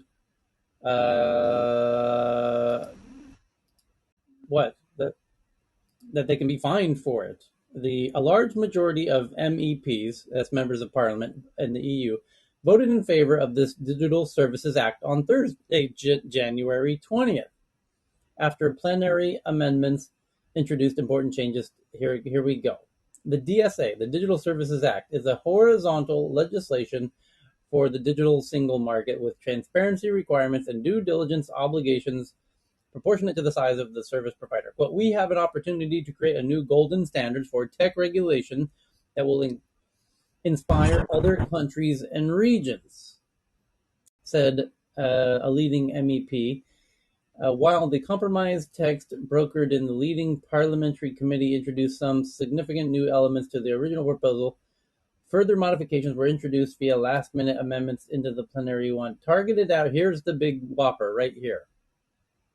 Targeted advertising, which is digital advertising as you know it, based on your identity and tracking you. And this is what the EU wants to stop, basically, because they're not in it.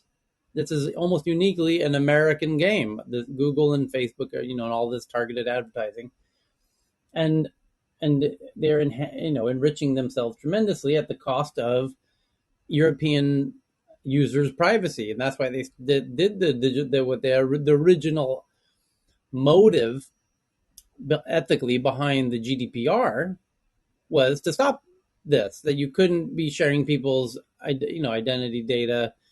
But they found, surprise, surprise, these tech companies had other ways around that. So the most significant amendment was tabled by the Trafficking Free Ads Coalition. Did you get that? The name of the coalition. It's in the name of the coalition. The Tracking Free Ads Coalition.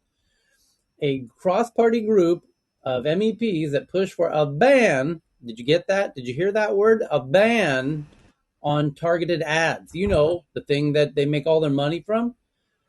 As a bid for a total ban was not successful, a compromise was reached only to prohibit the targeting of minors. The coalition successfully passed amendments extending the limitation to sensitive personal data such as political or religious beliefs and sexual orientation. So that means you can no longer be targeted based on sexual orientation or religious beliefs or political affiliation. Well, by the way, the political affiliation is a whole lot of apparently what was reportedly what bad actors like Russia were using on Facebook, for example, to in the Trump 2016 election drive, for example. They were targeting demographically based on politics, so that would no longer be allowed. Nor would minors, nor would what was it? Sexual orientation. So the coalition successfully passed amendments extending the limitation to sensitive personal data such as political, religious belief, sexual orientation. Moreover, online platforms should not make denying consent for processing personal data more complex than giving it.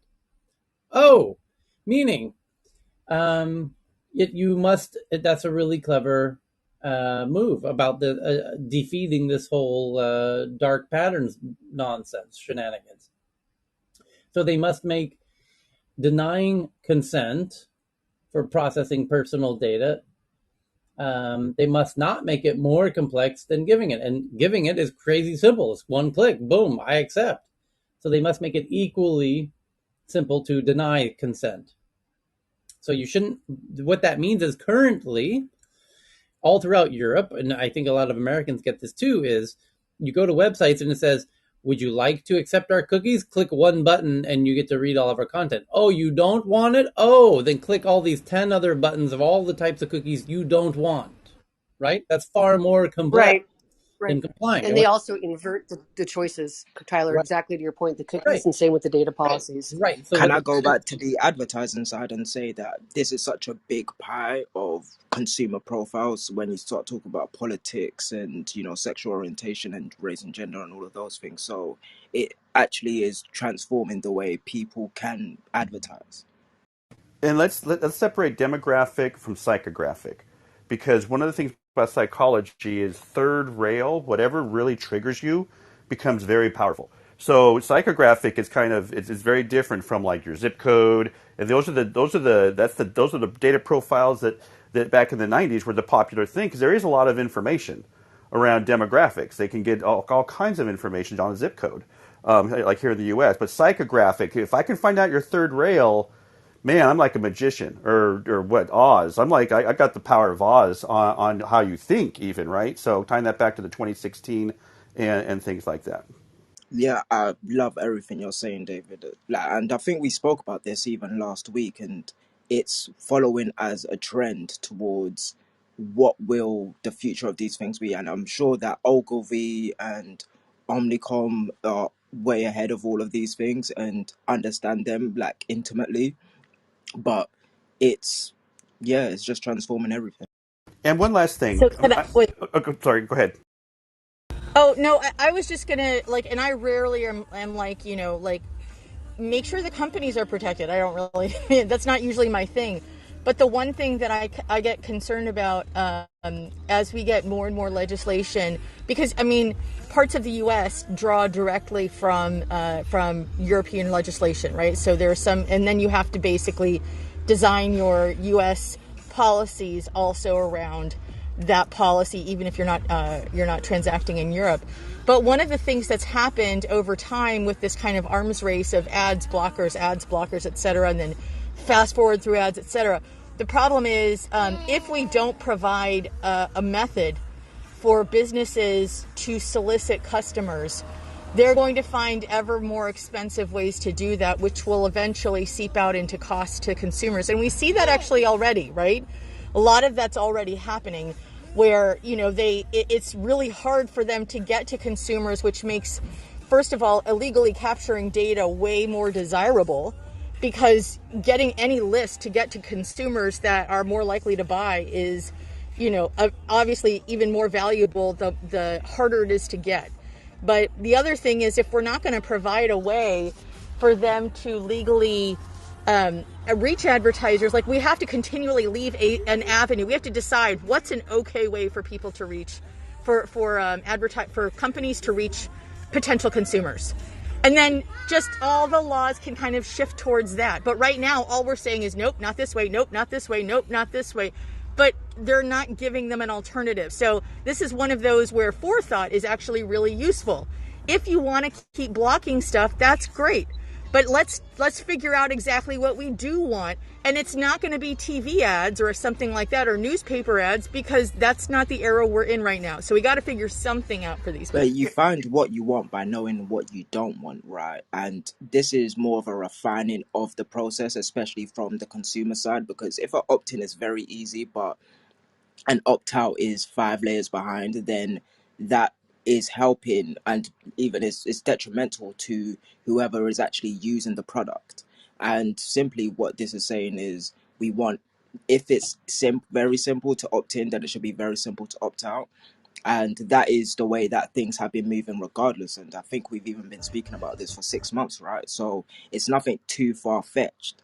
It's just saying this is what the playing field is going to be, and we're refining the process. So when it comes down to, oh, do you actually want to sell your information to us, be part of this consumer group, then yeah, people will be able to easily do that.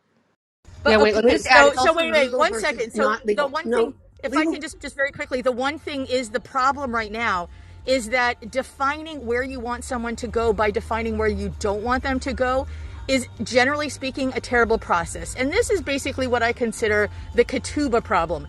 When my husband and I decided, when we were getting married and I was trying to find the ketubah, that's the wedding contract when you're Jewish, right? We go to all these different things and all he said was no, no, no. And I said, look, it doesn't help me to find stuff and for you to just say no. What I want to know is, what is a yes for you? What do you want?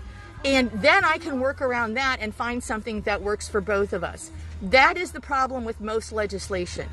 Trying to design something around no's, it's so easy to say no, but consider what alternative you want to have. You have to give an option that's acceptable for most things. So it's fine to say no. That, like, as edge cases come up, people can say no, that fits, yes, this fits, no, that doesn't fit, etc. But at the very base, backing out of this particular legislation and looking more at the landscape of all legislation in this area, we have to start saying, what exactly is the behavior we're trying to encourage? Because trying to discourage, right now what it looks like is we're just discouraging companies from trying to raise money. Right? Wait, That's what they're Alexander, doing. let They're me trying to Well, get I jump in revenue. would there. I Wait, would wait, wait. So, Let me that. Can so we you have to have be one at a points. careful. time? Two pithy points here. Yeah. Stuff is not illegal. So let's just go back here. They're not doing illegal practices. What they're saying is that the users don't effectively understand the rights they're giving up. So when your data is sold to a data broker and goes and is used elsewhere, that's not illegal. It's what they're trying to get at is the dark practice where you didn't understand you gave up that data. So the regulation here would be more clear and conspicuous presentation in the privacy policies, et cetera, so people understand how they're interacting with these companies. And again, Alexander, you can say, yes, let's look at it versus what we want versus what we don't want. But again, no one size fits all. And what happens here is that we look at what we want in a certain instance or technology, and then the technology changes. And how do we expand or move with that? So this is incredibly difficult to regulate. But again, we also just need to be clear with our words as to what's legal, illegal, and what we're actually talking about here. So the dark practices are not illegal, they're just deceptive. Can I also So say that the sorry, consumer sorry, hasn't sorry. had Can the ability to say no yet? No one's ever been able to say no to a social media platform since the inception, right? So to actually finding the voice and the ability to say no is probably even the first step, because especially what Jennifer is saying, it's very legal and it's very within the president. Arzu, go ahead. Yes, what I wanted to say, within European border, these dark practices are forbidden. I don't know where did you get this idea, but I think you are discussing about this, what is German firms claim Google Chrome blocking cookies. I think that's the subject, right? Or am I No, mistaken? you're Oh, mistaken. you moved on. Okay, so sorry, You never then got to I'm, it. You must have a crystal ball or something, because that's the topic we're going to get into. yes. That's good, because I was trying to catch up with the connection between those two. So because, okay, but anyhow, within the Europe, those kind of practices are forbidden. You can't just do anything that you want with data. So They're not doing anything they want. So again, they're getting the permission to do it. And again, in Europe, under GDPR, all they have to do is tell you why they're getting the data and only use it for the reasons that they expressed. and only those reasons. So they're not forbidden again from doing this. They just have requirements around how they do that.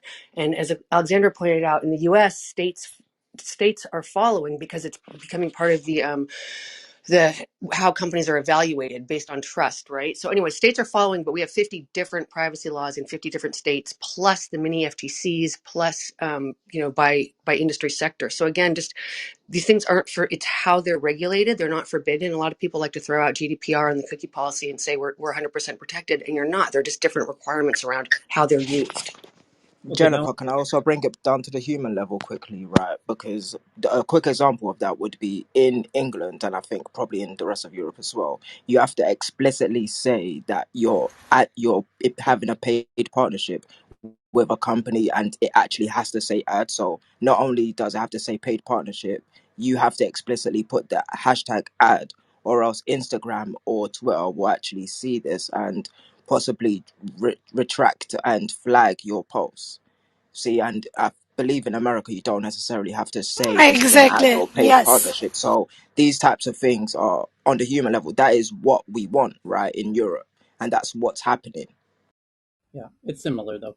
So the point that Arzu was getting to was Axel Springer, which is the incredibly large and very powerful media company based out of Germany, and they're a very major investor in tech across Europe as well.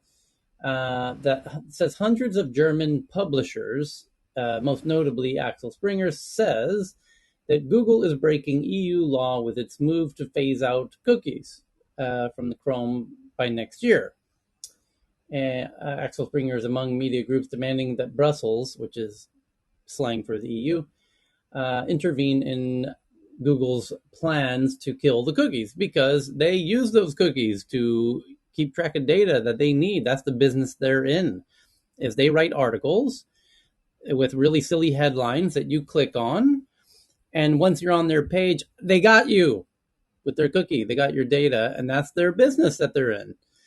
And the problem is Google's gonna move into some other new scheme called FLOCs, FLOCs, Federations of Cohorts, which are not cookies. So those companies who have that business model are going to get screwed. And so now you know why they're screaming bloody murder to their friends in Brussels to stop this big bully Google from stealing all their cookies, aka their business model. And that's what's going on. So the next one is DeFi traders complain about network instability that hit Solana again this weekend.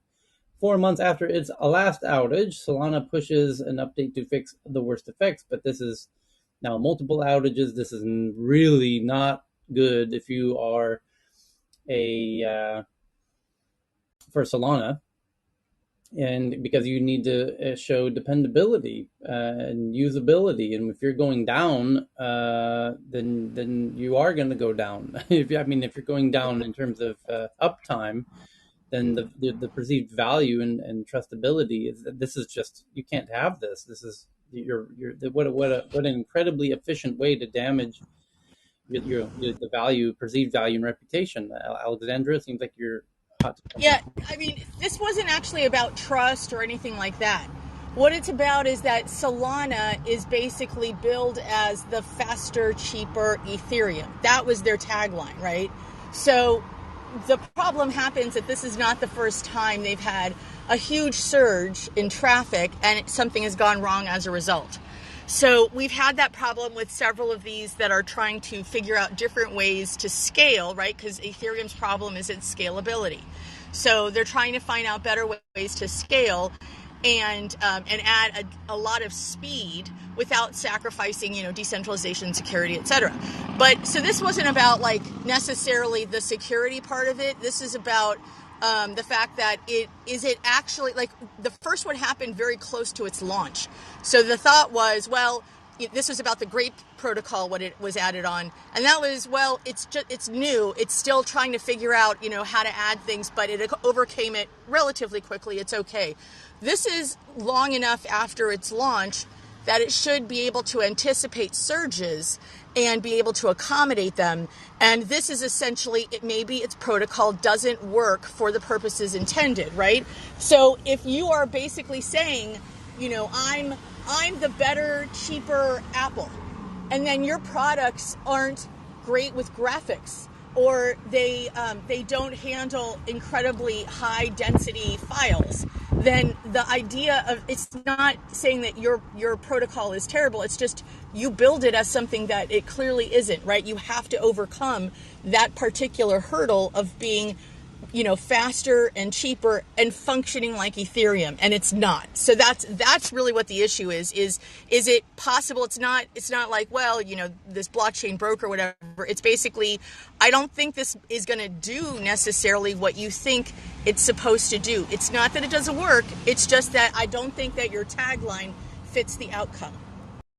Yeah, this is an infrastructure issue, right? Like, I'm not really big in the sector, but I understand the infrastructure issue and having the holes in the infrastructure, especially when it comes to scalability. So, and a lot of people have been like, their wallets have been crashing. So this isn't the only space that has been affected, but at the same time, it is one of the things that, on when you're on the end user and you're looking at your wallet and you're looking at all the things that you have, it's a hindrance to your performance, right? So it's just one of these things that needs, for the end user, more security and more stability.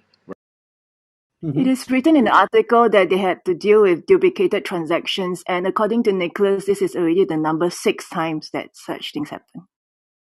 6 outages. So is that just I'm sorry, Tyler. Can I ask Alexander a question? Yeah. Yeah, so is this kind of like a speeds and feeds? Like they basically set certain use cases. I just want to make sure I understand. And certain use cases have some performance tied into it, and they're just not. So there's some hiccups in terms of delivering on the quality of service, which means they just need to reset expectations, or is this something more dire for Solana? So it's a couple of things. One is definitely the expectations were way too high. The big problem in building in blockchain is that fundamentally you can't really test it before it goes live. Like, there are test nets, but they're so shallow relative to what you actually put on an active blockchain that you really do need to go live before you can see how things react in situations. And so this is basically as failing in public as you can get. And I personally think it's a great thing, because all of these people, all they're doing, like, they're testing out theories, and we're seeing if they work. And if they work in some ways and not others. All of that is just information for the next people who build. The other problem with blockchain is, because of immutability, pivoting is nearly impossible, right? So you have to think out all of the consequences while you're building, which is one of the reasons why Cardano is so damn slow in building. But the space moves very fast, so there's a strong impetus to just finish, get it done. But at the same time, you have this problem of you can't fix it after the fact. So one of the things that is a problem in blockchain particularly, and it's because it was morphed by outside parties into thinking that these coins were investments as opposed to like means of transaction, which is really, means of transaction and governance were the key features of these tokens. But what we have to start thinking about in blockchain really is, this is an ongoing process to figure out what does best for what. And people are like basically super ballsy in putting together these projects and saying, this is what I think is going to work. And then, okay, everybody try it. So we've got a lot of early adopters in general in the blockchain community, which is great. But at the same time, you have to realize that, the iPhone 1.0 is nothing like the iPhone that exists right now. You have to go through these iterations where you're like, that doesn't work. But at least the iPhone could be tested extensively internally. That's not how blockchain works. So for the most part, yes, it's like a PR issue a lot, really, more than anything else. But the other thing is, okay, if this doesn't successfully work better without a lot of forking, which is what you can do to really alter code. If this doesn't work as well without forking and trying to make it different, what is the use case for it? Does it have an ideal use case? Because if a chain may not do what people think it's going to do. It does one thing, but not like the other 5 things they thought it would be good for. And that's okay, as long as there's one thing that it's best suited for. So the evaluation now after this second situation with Solana is, okay, is this something that is fixable without years long process of trying to change the code underneath it? Or is this something that they should seek out a better use case, or basically make it an augmented chain to Ethereum, which basically is just another one of the layer 2 kind of things, but instead of a layer 2 it's like a code chain or something like that? Is there a different use case that may work better? Because it looks like, and I don't know, I can't tell for sure, but it looks like that the use case that it was built for may not be panning out, and worse is that there's other chains that are succeeding in that area. So now we just have to look at it and say, okay, given that it's probably not, the Ethereum beater or whatever, what else can it do? What does it offer instead that may make it a great use case? And it's one of the reasons why we're seeing like it developing into sort of almost an NFT platform. So, which isn't the same thing as what an Ethereum platform would be for. And so you see people kind of morphing their use cases depending on whether or not it's not really the adopters that are defining those use cases. Really what it is, well, what is this used for? If it works like this in real life, then what's a great use case for this that's better than whatever's out there? That's kind of where we are. Okay, thank you for that. So the next one I want to share is that according to analysis, AR and VR startups raised nearly $2 billion in the past 3 months, more than any other quarter ever, making 2021 the second best year for AR VR funding at nearly $4 million for the year, but half of that was in the Q4. So things are really starting to heat up. And an autonomous air taxi startup called Whisk Arrow, which is a joint venture between Boeing and Kitty Hawk, which itself is a kind of a sibling company of Alphabet Google, raises about $500 million from Boeing. And in a UK stage theater companies are using AR and VR to broadcast productions to viewers at home as the pandemic pushes companies to experiment with new art forms. Okay, now we get into the tweets that everyone's been sharing. Like this one about a robotic arm that can be controlled by the power of your brain. A machine learning algorithm and a robot arm could help tetraplegic patients carry out more day-to-day activities. So now people who can't move their arms can move robotic arms. And there's a really cool photo of it. I just retweeted it from the Tech News Twitter account at TNATW, so you can see an actual photo of an actual person wearing an actual cap with electrodes with a robotic arm. And this kind of such a mind-blowing concept that people who... This is cool. Maybe this will, offset or dispel the fears coming with Neuralink. Instead of having an invasive surgery, now you can do it without doing this, with just a simple cap that you wear on your head. Yeah. The next one is from Poppy. It says, an inside look at how one person can control a swarm of 130 robots. Usually one person controls one drone. In this case, virtual reality and artificial intelligence allowed one person to direct a large swarm of 130 robots. Now, that's where things get even more interesting if you think about the last headline, where you could have people controlling 130 robots with their brains eventually. And then now we're cooking. Now we're really getting into the sci-fi dystopian movies. But to be able to say with your mind, fix this robot with another robot is quite cutting edge, right? It's actually bleeding edge. I don't know whether there's something further than bleeding edge, but that would be the greatest use case, right? If a robot needs something intricate, then you use your mind to control it so that you can fix another robot. Yeah, in the here and now, those swarms are used for in the military because it's challenging to do the one-offs. But as we've talked about previously, the drone warfare using swarms is a use now, in cross-border. Yeah, I have another headline to that point coming up shortly. The next article, that one's from Poppy. And by the way, we're tweeting all of these in real time to the Tech News Twitter account at TNATW.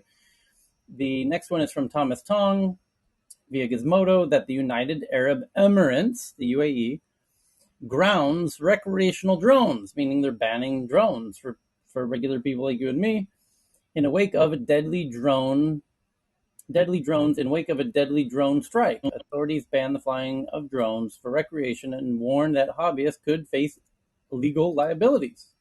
And this was a headline that we read a week ago. Do you guys remember this? And I said that the Strait of Hormuz is only, 60 kilometers across. And my God, half of the world's oil sails through the Straits of Hormuz. Can you possibly imagine a negative scenario unfolding in the Strait of Hormuz with drones coming off the coast of, Oman and Iran there? And there's a bunch of little islands in between. It's a recipe for absolute disaster, by the way. So, what are you talking can I about, ask a Tyler? question? Does the article say anything about being a professional drone pilot? Because a hobbyist obviously doesn't need a license, but a professional needs a license, right? So does it say anything about what the effects will be to professional drone pilots? No. Piotr, you had a thought on this UAE banning residents? Yeah, no, I was just shocked, Tyler. Anything happening in the Strait of Hormuz? It's not like there was a near potential Middle Eastern war there about 2 years ago, and the complete blockage of the entire strait by Iran and the capturing of multiple vessels. So it's not like there's any tension in the Strait of Hormuz at all.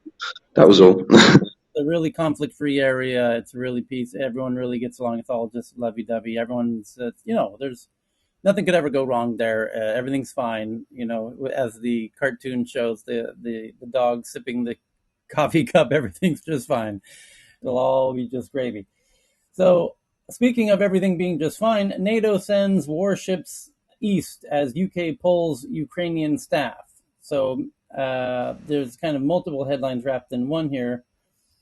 Ukraine war would be a disaster. Boris Johnson tells Russia. That was just shortly ago.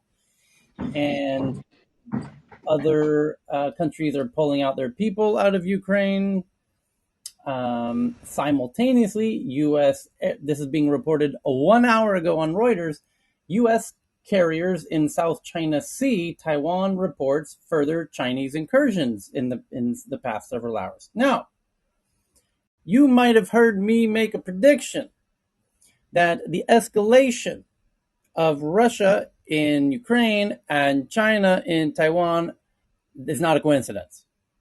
That each of them both want both of those things to happen. Both of those leaders are both kind of betting their legacy on those things happening. That Xi wants to reunify Taiwan, and if you know Chinese politics, you know Xi's banking his whole legacy on reunification of China. This is years in the making. And he really wants that to happen. And if he doesn't make it happen, he will be seen as a failure for the rest of his legacy. So you have that going on. And then simultaneously, you have Putin with Ukraine and Putin's big plans to try and reunify the former Soviet Union, which the Ukraine would play a very significant role in that. So what are the odds that those two things... Oh, and by the way, did I mention those two guys are very good buddies? In fact, they refer to each other as their best friends. Their words, published.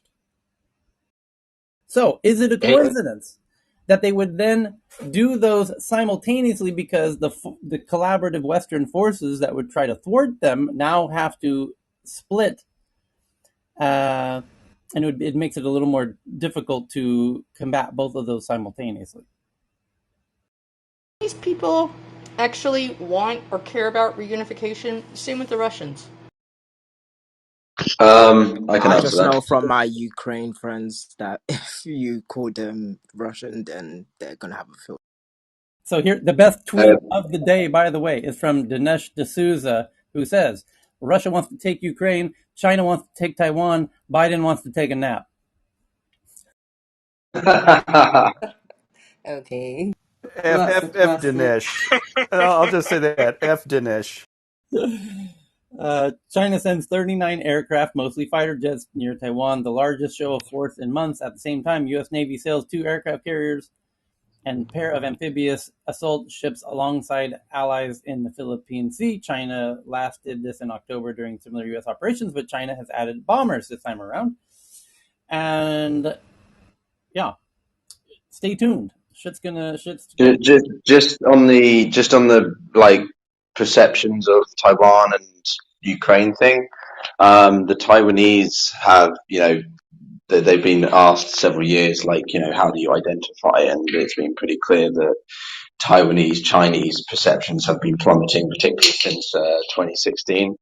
About 50+% now just recognize themselves. I think it's even more actually, just as Taiwanese, not even Taiwanese Chinese anymore. That's particularly with the millennial Gen Z generation. And then when you ask the Ukrainians, I mean, they had their independence referendum in '91, and the only place that had a marginal area of competitiveness, if that makes sense, between if you wanted to be part of Russia or not, was Crimea, but that was still a majority voted in favor of being independent and Ukrainian. But Since what about then, the reverse? What about the reverse? Like, what do the mainland Chinese care about? Like, do they care if the Taiwanese are yes, Chinese? Okay, yes, so I would say yeah, it's among the ranking officials, just like Tyler said. He's trying to be, we can say, he's a modern emperor, just like the traditional Chinese emperor. So it's a battle between all those political groups. So like Jack Ma is he doesn't belong to the Xi's group. So she's trying to conquer Taiwan. The unite Taiwan is of the way one of the ways to show his strength. So like other groups trying to drag him down. So this is one of his, his aims or targets to show others that he's strong and don't challenge him. So I would say the no more. Like my friends, I have Chinese friends as well, the normal citizens or normal people, basically they don't really care about if Taiwan goes back to China or not, as long as normal people just want to live a rich life, a happy life. So that's why she's put emphasis on this. But if you ask normal people, if you have Chinese people, you can ask them unless they are the patriot, we call it the pinkies. Otherwise, you have a normal answer. Is no, it's okay. We don't have Taiwan as part of us. Yep. Okay. I'm not sure if Hey, I Tyler. agree. Just because Prison G has spent so much, as Tyler said, it is his entire legacy. He wants to be as famous as Mao, and commemorated as Mao. And so I think there's a lot of Chinese on the mainland who do care about the reunification of Taiwan purely because it Yeah, represents it's whether a or not will brainwashing. be. So Well, if but you yeah, have just Jota. people that if I can study just finish. overseas, yeah, Yeah, if I sorry. can just finish. No, I'm just trying to say that, but it's hard to tell exactly what the sentiments are because any of the data, any information that we hear is not exactly something that can be considered credible. But I do think there is a certainly strong amount of mainland Han Chinese who do want Taiwan to be unified. Like if you look at the reactions from the way that the CCP has been dealing with Hong Kong, when the riots happened demonstrations happened in 2019, the response from the CCP and the subsequent reactions from some mainland Chinese was very supportive of this clamping down and reduction in freedom of speech because they just think it's undermining the dynasty and the history of the great Chinese legacy. So I certainly think there's a strong proportion, but it's difficult to tell because of the if you don't speak in support, then you can be, you can disappear. That's all. Yeah, Jota. Catherine, yes, you Jota. pointed the problem. Problem is, no, the voice can be only one, right? If you don't support for the unification, so you're vanished. So you only hear. So that's why you fear majority of the mainland China people would like to this unify. Okay, the two straight together as an important thing, but If you ever, meet people who studied overseas from China, you understand they they can't say what they want in mainland China unless they are on other country's land. That's my point. Okay, thank you. Cheryl, go ahead. Hey, Piotr, Tyler, this is Ken. Piotr, hold on, Tyler, hold on. can I want to I say get one something, word in? Ken. Yeah, well, hold Ken, I on. want What? to say Hold on, Ken. Go ahead, Cheryl. Piotr, Google Emperor Qing. Xi's ambition is not Mao, he's the reincarnation of President Qing, the one Okay. that unified China. Okay. Very good. And then go ahead, Ken. Yeah, I just wanted to make the point on Chi. His biggest problem with his legacy is if his economy collapses, he's got the real estate problem and everything else. The Russians, Putin doesn't have an economy he has to worry about collapsing. It's already collapsed, so he has a lot less to lose. So I think Chi's going to be a lot more careful in his moves because I mean that would be a much bigger problem, than what Russia has. I'm done. Thanks. Okay. Can I just add on the Russia point? I had a couple of people ask me, how do the Russians perceive the Ukrainian situation? Most don't really want war, obviously. If you speak to the average Russian, like my friends in Novosibirsk, my grandparents in Novosibirsk, which is the third largest city in Siberia, they, obviously they don't want war. And I mean, my parents are a little bit more, I think, educated than the average Russian, perhaps, but they're very much not in favour of a conflict because they don't see the point of trying to force the sort of the association or lineage with of Ukraine. I mean, this all stems from Kievan Rus, which was where the Russians essentially came out of in the 9th century. It's where the Russians moved north from Kiev up to Moscow in that area of Russia. And that's when they were conquered by the Mongols, and you've got the Slavs, and a multitude of other sort of ethnicities, and the Swedes, obviously, in there. So Russia's a real sort of mishmash of combinations of stuff. But modern day Russians have a diverse array of associations. I think it's more just sort of Russians paranoid about being invaded again. This all comes back from, the Napoleons, the Second World War. This is what stems from the sort of paranoia that Putin kind of carries. But I don't think that the Russians really want war. The average person, they like Putin's strongman approach, like sticking it to the West. But if it means trying to annex and take yet more parts of Ukraine at the cost of lives, they're not really in favour of it. So Russia does a good job of suppressing the actual figures that come out of the country in terms of what Russians' perceptions are, because if they reveal the true figures, they have to support the narrative of the West. So it's difficult to probably know exactly what the numbers are, as much like it is in mainland China. But I would say that it's kind of half and half. Russians are on the fence about this. That's all. Thank you for that. Sure. Next article I want to share is from Wired. The headline says, "We got memed into moving." Inside Miami's tech boom, the city is trying to lure Silicon Valley types, hyping the promise of sun, sand, and seed rounds. Does it want Silicon Valley's problems too?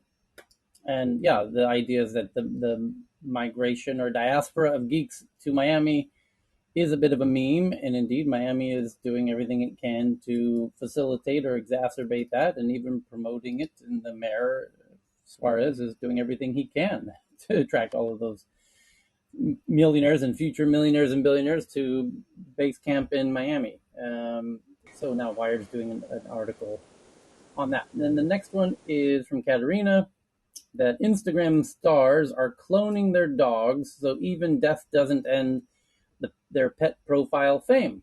Instagram influencers are cloning their dogs to keep popular pet profiles relevant even after the animal passes away. What an interesting concept. The next one is a photo of a vending machine dedicated to COVID-19 test kits in Singapore. A friend in Singapore sent a photo of a rapid test kit vending machine. And that's obviously coming to a street corner near you, particularly in Tokyo, where you can get anything. I guess that's showing it's going from pandemic to endemic. Yes, indeed. No, actually, the vending machine has been around since the beginning of pandemic to disseminate masks as well. So they are giving away free test kits too. So it's very normal. Basically, what happened is we just bring our ID card, scan on it, and then the thing will just come up for free. Okay. Next up is from Thomas Tong from Politico. How toxic chemical ended up in the drinking water supply for 13 million people. And Thomas isn't on stage to tell us what this is about, but it's about New Jersey. New Jersey's largest drinking water supplier discovered a toxic chemical in the river where it gets water for hundreds of thousands of customers, sending off major search for polluters that led back to a Pennsylvania wastewater treatment plant and South Jersey company. The chemical New Jersey American Water Company found 1,4-dioxane is a byproduct of plastic manufacturing that is considered a likely carcinogen by the federal government. While the chemical has been found in water supplies before, this discovery in early 2020 set off alarms because of the high levels in the section of the Delaware River close to the American Waters treatment plant in South Jersey that sends drinking water to consumers in Burlington, Camden, Gloucester, and Salem counties. There you go. People talk about food security concerns in the US, but if you look into the water crises and like the stuff that's in it, but they can't remove it, I think the water crisis is actually worse. Here's the crazy part. There's no federal limit on how much of this chemical can be in drinking water because they never considered that people would put this chemical in drinking water. So I had a friend of mine in Stockholm works at a company which just got funding from the King of Sweden directly. She just met with the King in Sweden just weeks ago when I was there, and to fund their incredibly cool new initiative to test the healthiness of water regardless of what's in it. So, because currently the way water safety is done is there's different limits of what's allowed. Like there's different limits of mercury that's allowed that is considered to be safe in water, and different limits of different known things. Here's the problem. There's lots of new innovative things that will take decades before they're added to that list that are likely deadly to you. Do you see the problem? In fact, over 3,000 chemicals are made each year, and we don't bother to test them at all. We only test a fraction, if at all. So it's right. A very serious problem because the known unknowns is one factor, but to quantify the unknown unknowns, in this particular case, I applaud the king there. Right. So that's the brilliance of this approach, which is it matters not what's in the water. It tests the toxicity of the water for all possible things to the organism. So they come up with a clever way to just test the safety of water. It matters not what's in the water.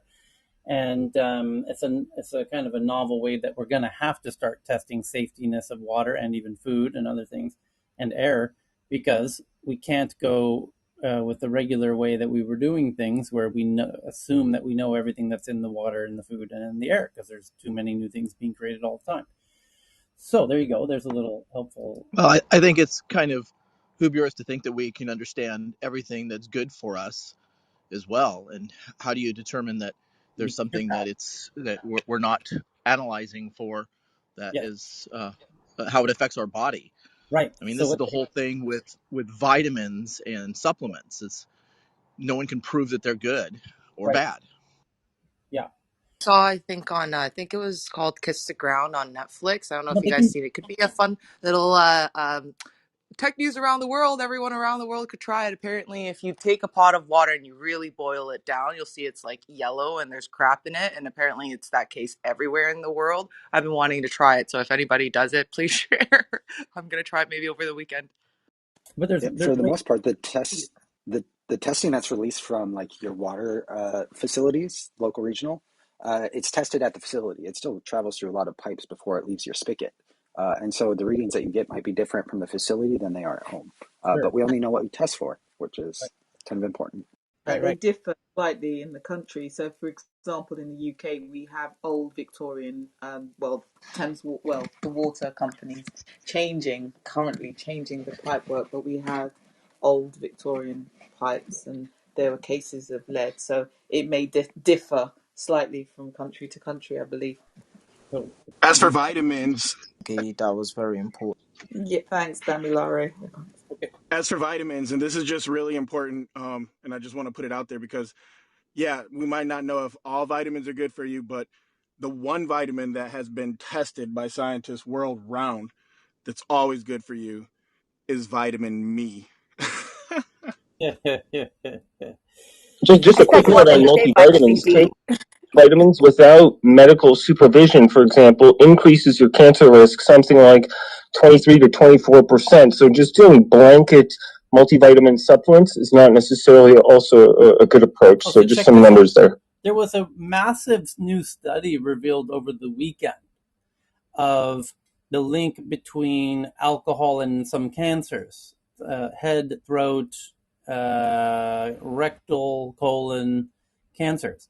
And they found a very clever way. And this is a very prestigious study that was just done, and a lot of prestigious researchers are applauding it. It's 15 years in the making, hundreds of thousands of people, blah, blah, blah. But they came up with a very novel way of making this link, because the challenge is that it's very hard to do in isolation, because it's hard to say, well, how do we know it wasn't some other things these people were consuming in addition to the alcohol?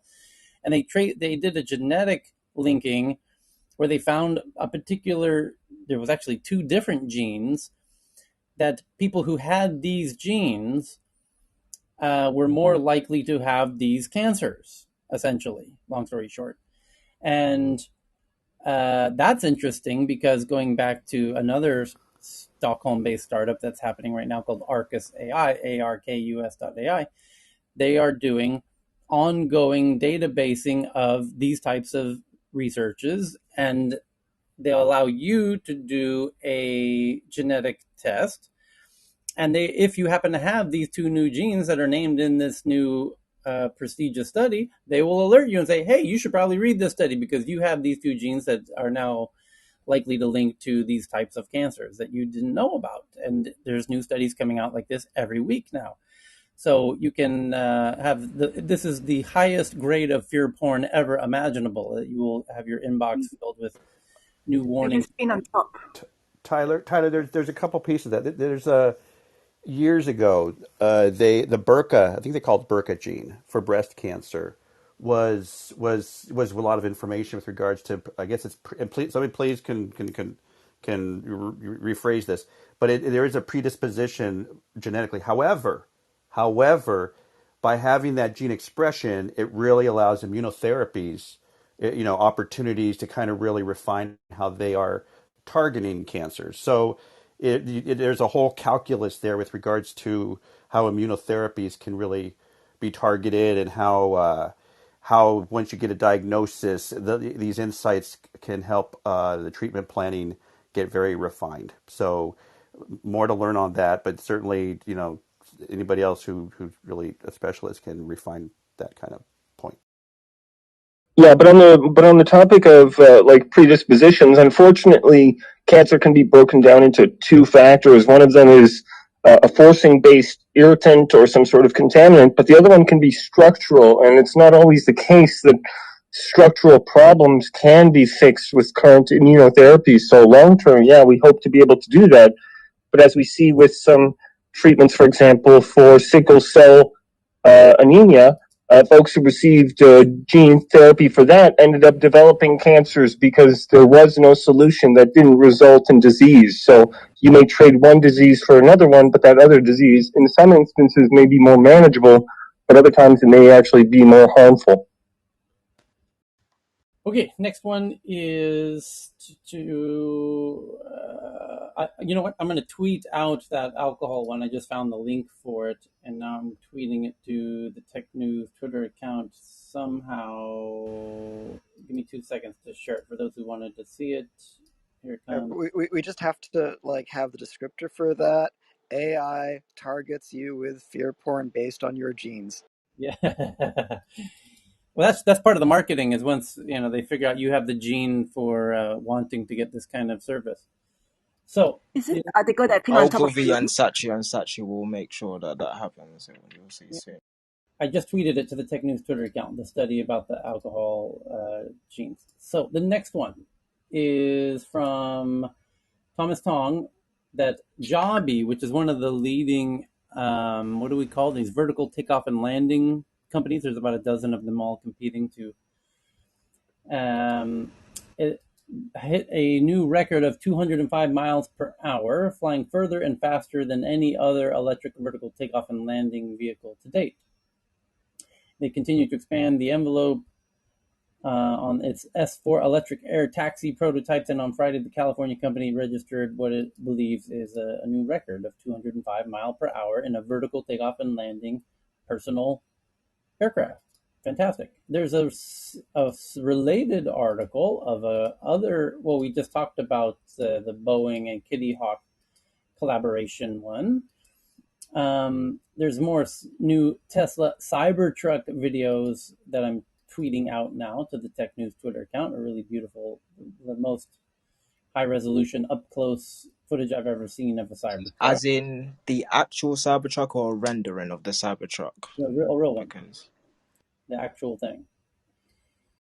And Beijing denies that Xi asked Putin not to invade Ukraine during Olympics. According to South China Morning Post, China's foreign ministry spokesperson says the smearing and provocation towards Chinese-Russian ties in a Bloomberg report was an attempt to drive a wedge, blah, blah, blah, sheer fiction. China denies asking Putin not to invade Ukraine during Beijing Winter Olympics. Comrade, please don't ruin my Olympics. Come on, comrade. Yeah. The next is from Evan that Ethiopian false bananas could be the new super crop we've been waiting for against climate change. It's probably the most important crop you've never heard about. Ethiopian false bananas could be a new super crop. Check your local Whole Foods. Next is these are really cool. They're like a crumpled up, leathery, orangey more banana. They taste great though. I had them when I was in Kenya, and yeah, they look absolutely like a shriveled up sort of old shoe slash piece of skin, but they look great. Taste great rather, and they're really good for like the growing sort of heat crises across much of the subcontinent. So they could be a potential superfood. What fruit is it most closely tasting to, or what's the closest tasting fruit rather? Oh, that's a good question. Hang on, I'm trying to sort of rekindle my. I think it's like it reminded me a bit of like sweet potato, like a sweet potato, like a not leathery, but like a nice sort of perfectly tasting sweet potato. The texture's quite like that, but you've got a bit of the sweetness in there as well. So it's like a bit of a yam as well. yeah, so it's Sort of, got the fibers in there. You're saying as well. yeah. so. Wait, does it That's cook like a sweet what potato? Does anyone know? No, we got to stop the sweet potato conversation for a second. So How about hot potato? while we were talking about vending machines, and that's real tech news for you. While the rest of the world's doing COVID tests and masks, like in Japan, the U.S. is testing new vending machines designed to curb opioid overdose deaths, as they're stocking them with naloxone, which is what you need if you're overdosing on opioids. And now you can get it handy dandy next to you at your nearest vending machine in case you're overdosing on fentanyl. Now you can just hop on over to that vending machine and tap your iPhone, use your Apple Pay, and get yourself a dose of naloxone to stop yourself from overdosing. That might be a good thing because that might reduce some of the stigma that you usually have in those panic moments or panic situations. And if you're already intoxicated or high on whatever, then I think reducing the threshold for access is a good thing. I think that definitely will save lives. That's awesome. The last thing you need when you're overdosing is embarrassment, honestly. Well, people don't know sometimes, right? And so that hesitation can sometimes be the question is, right? Can the guy still walk straight to the vending machine to get help when he needs it? You know what they need? Yeah, like, do they have the money to buy fentanyl No, they have money, but the thing is, when you are already, if they're overdosing, a lot of times they're convulsing and stuff. So I've seen this stuff happen. How are they going to get to the vending machine? If anything, I guess it's whoever's with them. It's probably better for whoever's with them will be able to do it. They could lay it down on the ground. But yeah, most of the time they're too incapacitated. Google's working on So an lay it down on the ground next to the fentanyl. Like, yeah. but Well, what if you take that instead of the fentanyl because you're a bit high? I don't know. we're just waiting to find out if the Sackler family is involved in this vending machine scheme. So, Jesus. Google is working on an AR headset to rival Apple, although I think we knew that. Thank you, JT, for that. And then Manaz sends in this one that the cryptocurrency ban in Russia could destroy the tech industry, according to Telegram's CEO, Pavel Durov. And the next one is that security scanners across Europe are tied to China government and Chinese military. It's called the NUCTEC. Has been frozen out of the U.S. for years due to national security concerns. Security scanners across Europe, however, are tied to the Chinese government and Chinese military. So they just realized that over the weekend, apparently. And here's an interesting one from Miss Levina, that ethics committee unanimously votes to investigate the Canadian government's tracking of 33 million Canadian cell phones. So that's going to happen, and they're going to find out what they found out. And last but not least, Kinsha shares this one that Google warns of devastating impact if a court ruling on defamatory hyperlinks is not overturned. Google says it will be forced to censor search results if a $40,000 damages win for Melbourne solicitor is allowed to stand. There you go. We did it. Hey, Tyler, can I go back to the Canadian one? Sorry, Yeah, really quickly. go ahead. It says it's Canadian government tracking their cell phones. Correct. 33 So million. just so people in the room know, regarding phones and metadata is the fact that you made a call versus the content of the call. Like if I call Tyler, that you can track the metadata is that Jennifer made a call to Tyler that lasted 30 minutes. That stuff police can get without a search warrant, without probable cause. They just still have to get and the court model approval. But yes. Pardon? And the model of the phone and the time of the call. Yeah, so they get all this stuff, and it's used frequently in drug when they're looking for drug connections, et cetera. But people should be aware of that they can't get the content of the call, like what we said, without an improved search warrant, but they can get the metadata around it, and that's just one example of metadata in these devices and communications and such. So people should be aware. That's a U.S. Law. I can't speak to Canada on that. Okay. Thank you for the clarification. We will meet again tomorrow. Thank you to everybody for another fun technique. Thank you, and sorry for not being punctual today. That's all right, Cheryl. We will see you next time, everybody. Yeah, you can see Thank I'm you. bowing now. Thanks I'm for bowing listening. now. Have a good one. Come Thank to the you. blockchain room. It's opening up. Oh yes, it's pinned on top. Yeah. Please follow